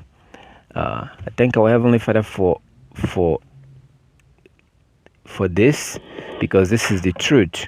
This is the truth. I thank our Heavenly Father for that. And whoever this is for, I hope that you take it to heart. And for the rest of us who are scared about living from the hidden, don't be scared, but rather start saving, start making plan, and eventually Yah is going to destroy the heathens anyways. So when the time comes for Him to destroy them, it doesn't matter whether you're ready or not. Yah has His people in the four corners of the earth, and He warned His people who are among the heathen to leave. So whether when it's time for Him to destroy America, whether we're ready or not, He's going to destroy it. He still has people from around the world. So not just for the reason of being able to be in a place where we'll have peace of mind, but also for the reasons of the fact that Yah is going to destroy the whole of Revelation 18, which is America. It's going to happen. So it's already happening in Europe right now. Europe has fallen already into the hands of the Ishmaelite. Already, that's done. But Revelation 18, Isaiah 47 is talking about sudden destruction. Sudden destruction with fire. That's going to be a nuclear destruction. Even the wicked Billy Graham told you that if God doesn't destroy or punish America, then God will have to apologize to Sodom and Gomorrah. And we know that that's not going to happen. So that's another reason why to leave, because Yah said so. But as you think about it, the evil one may want to scare you, that you don't know anywhere, you don't know anybody. Well, start making friends, start looking for ways, start looking into it, start saving. So all praises to our Heavenly Father. I thank you for everything. I give you all the glory and all the honor, who wants us to know and understand these things for our own good, so we don't get trapped or deceived by Satan. And as always, if there's anything that we went through today, if you do have any question, you are more than welcome to contact me. If you do have any question regarding the law or any of these things that we went through today, you are more than welcome to contact me, and we can deal with that and go through the scripture or deal with your question from the scripture. All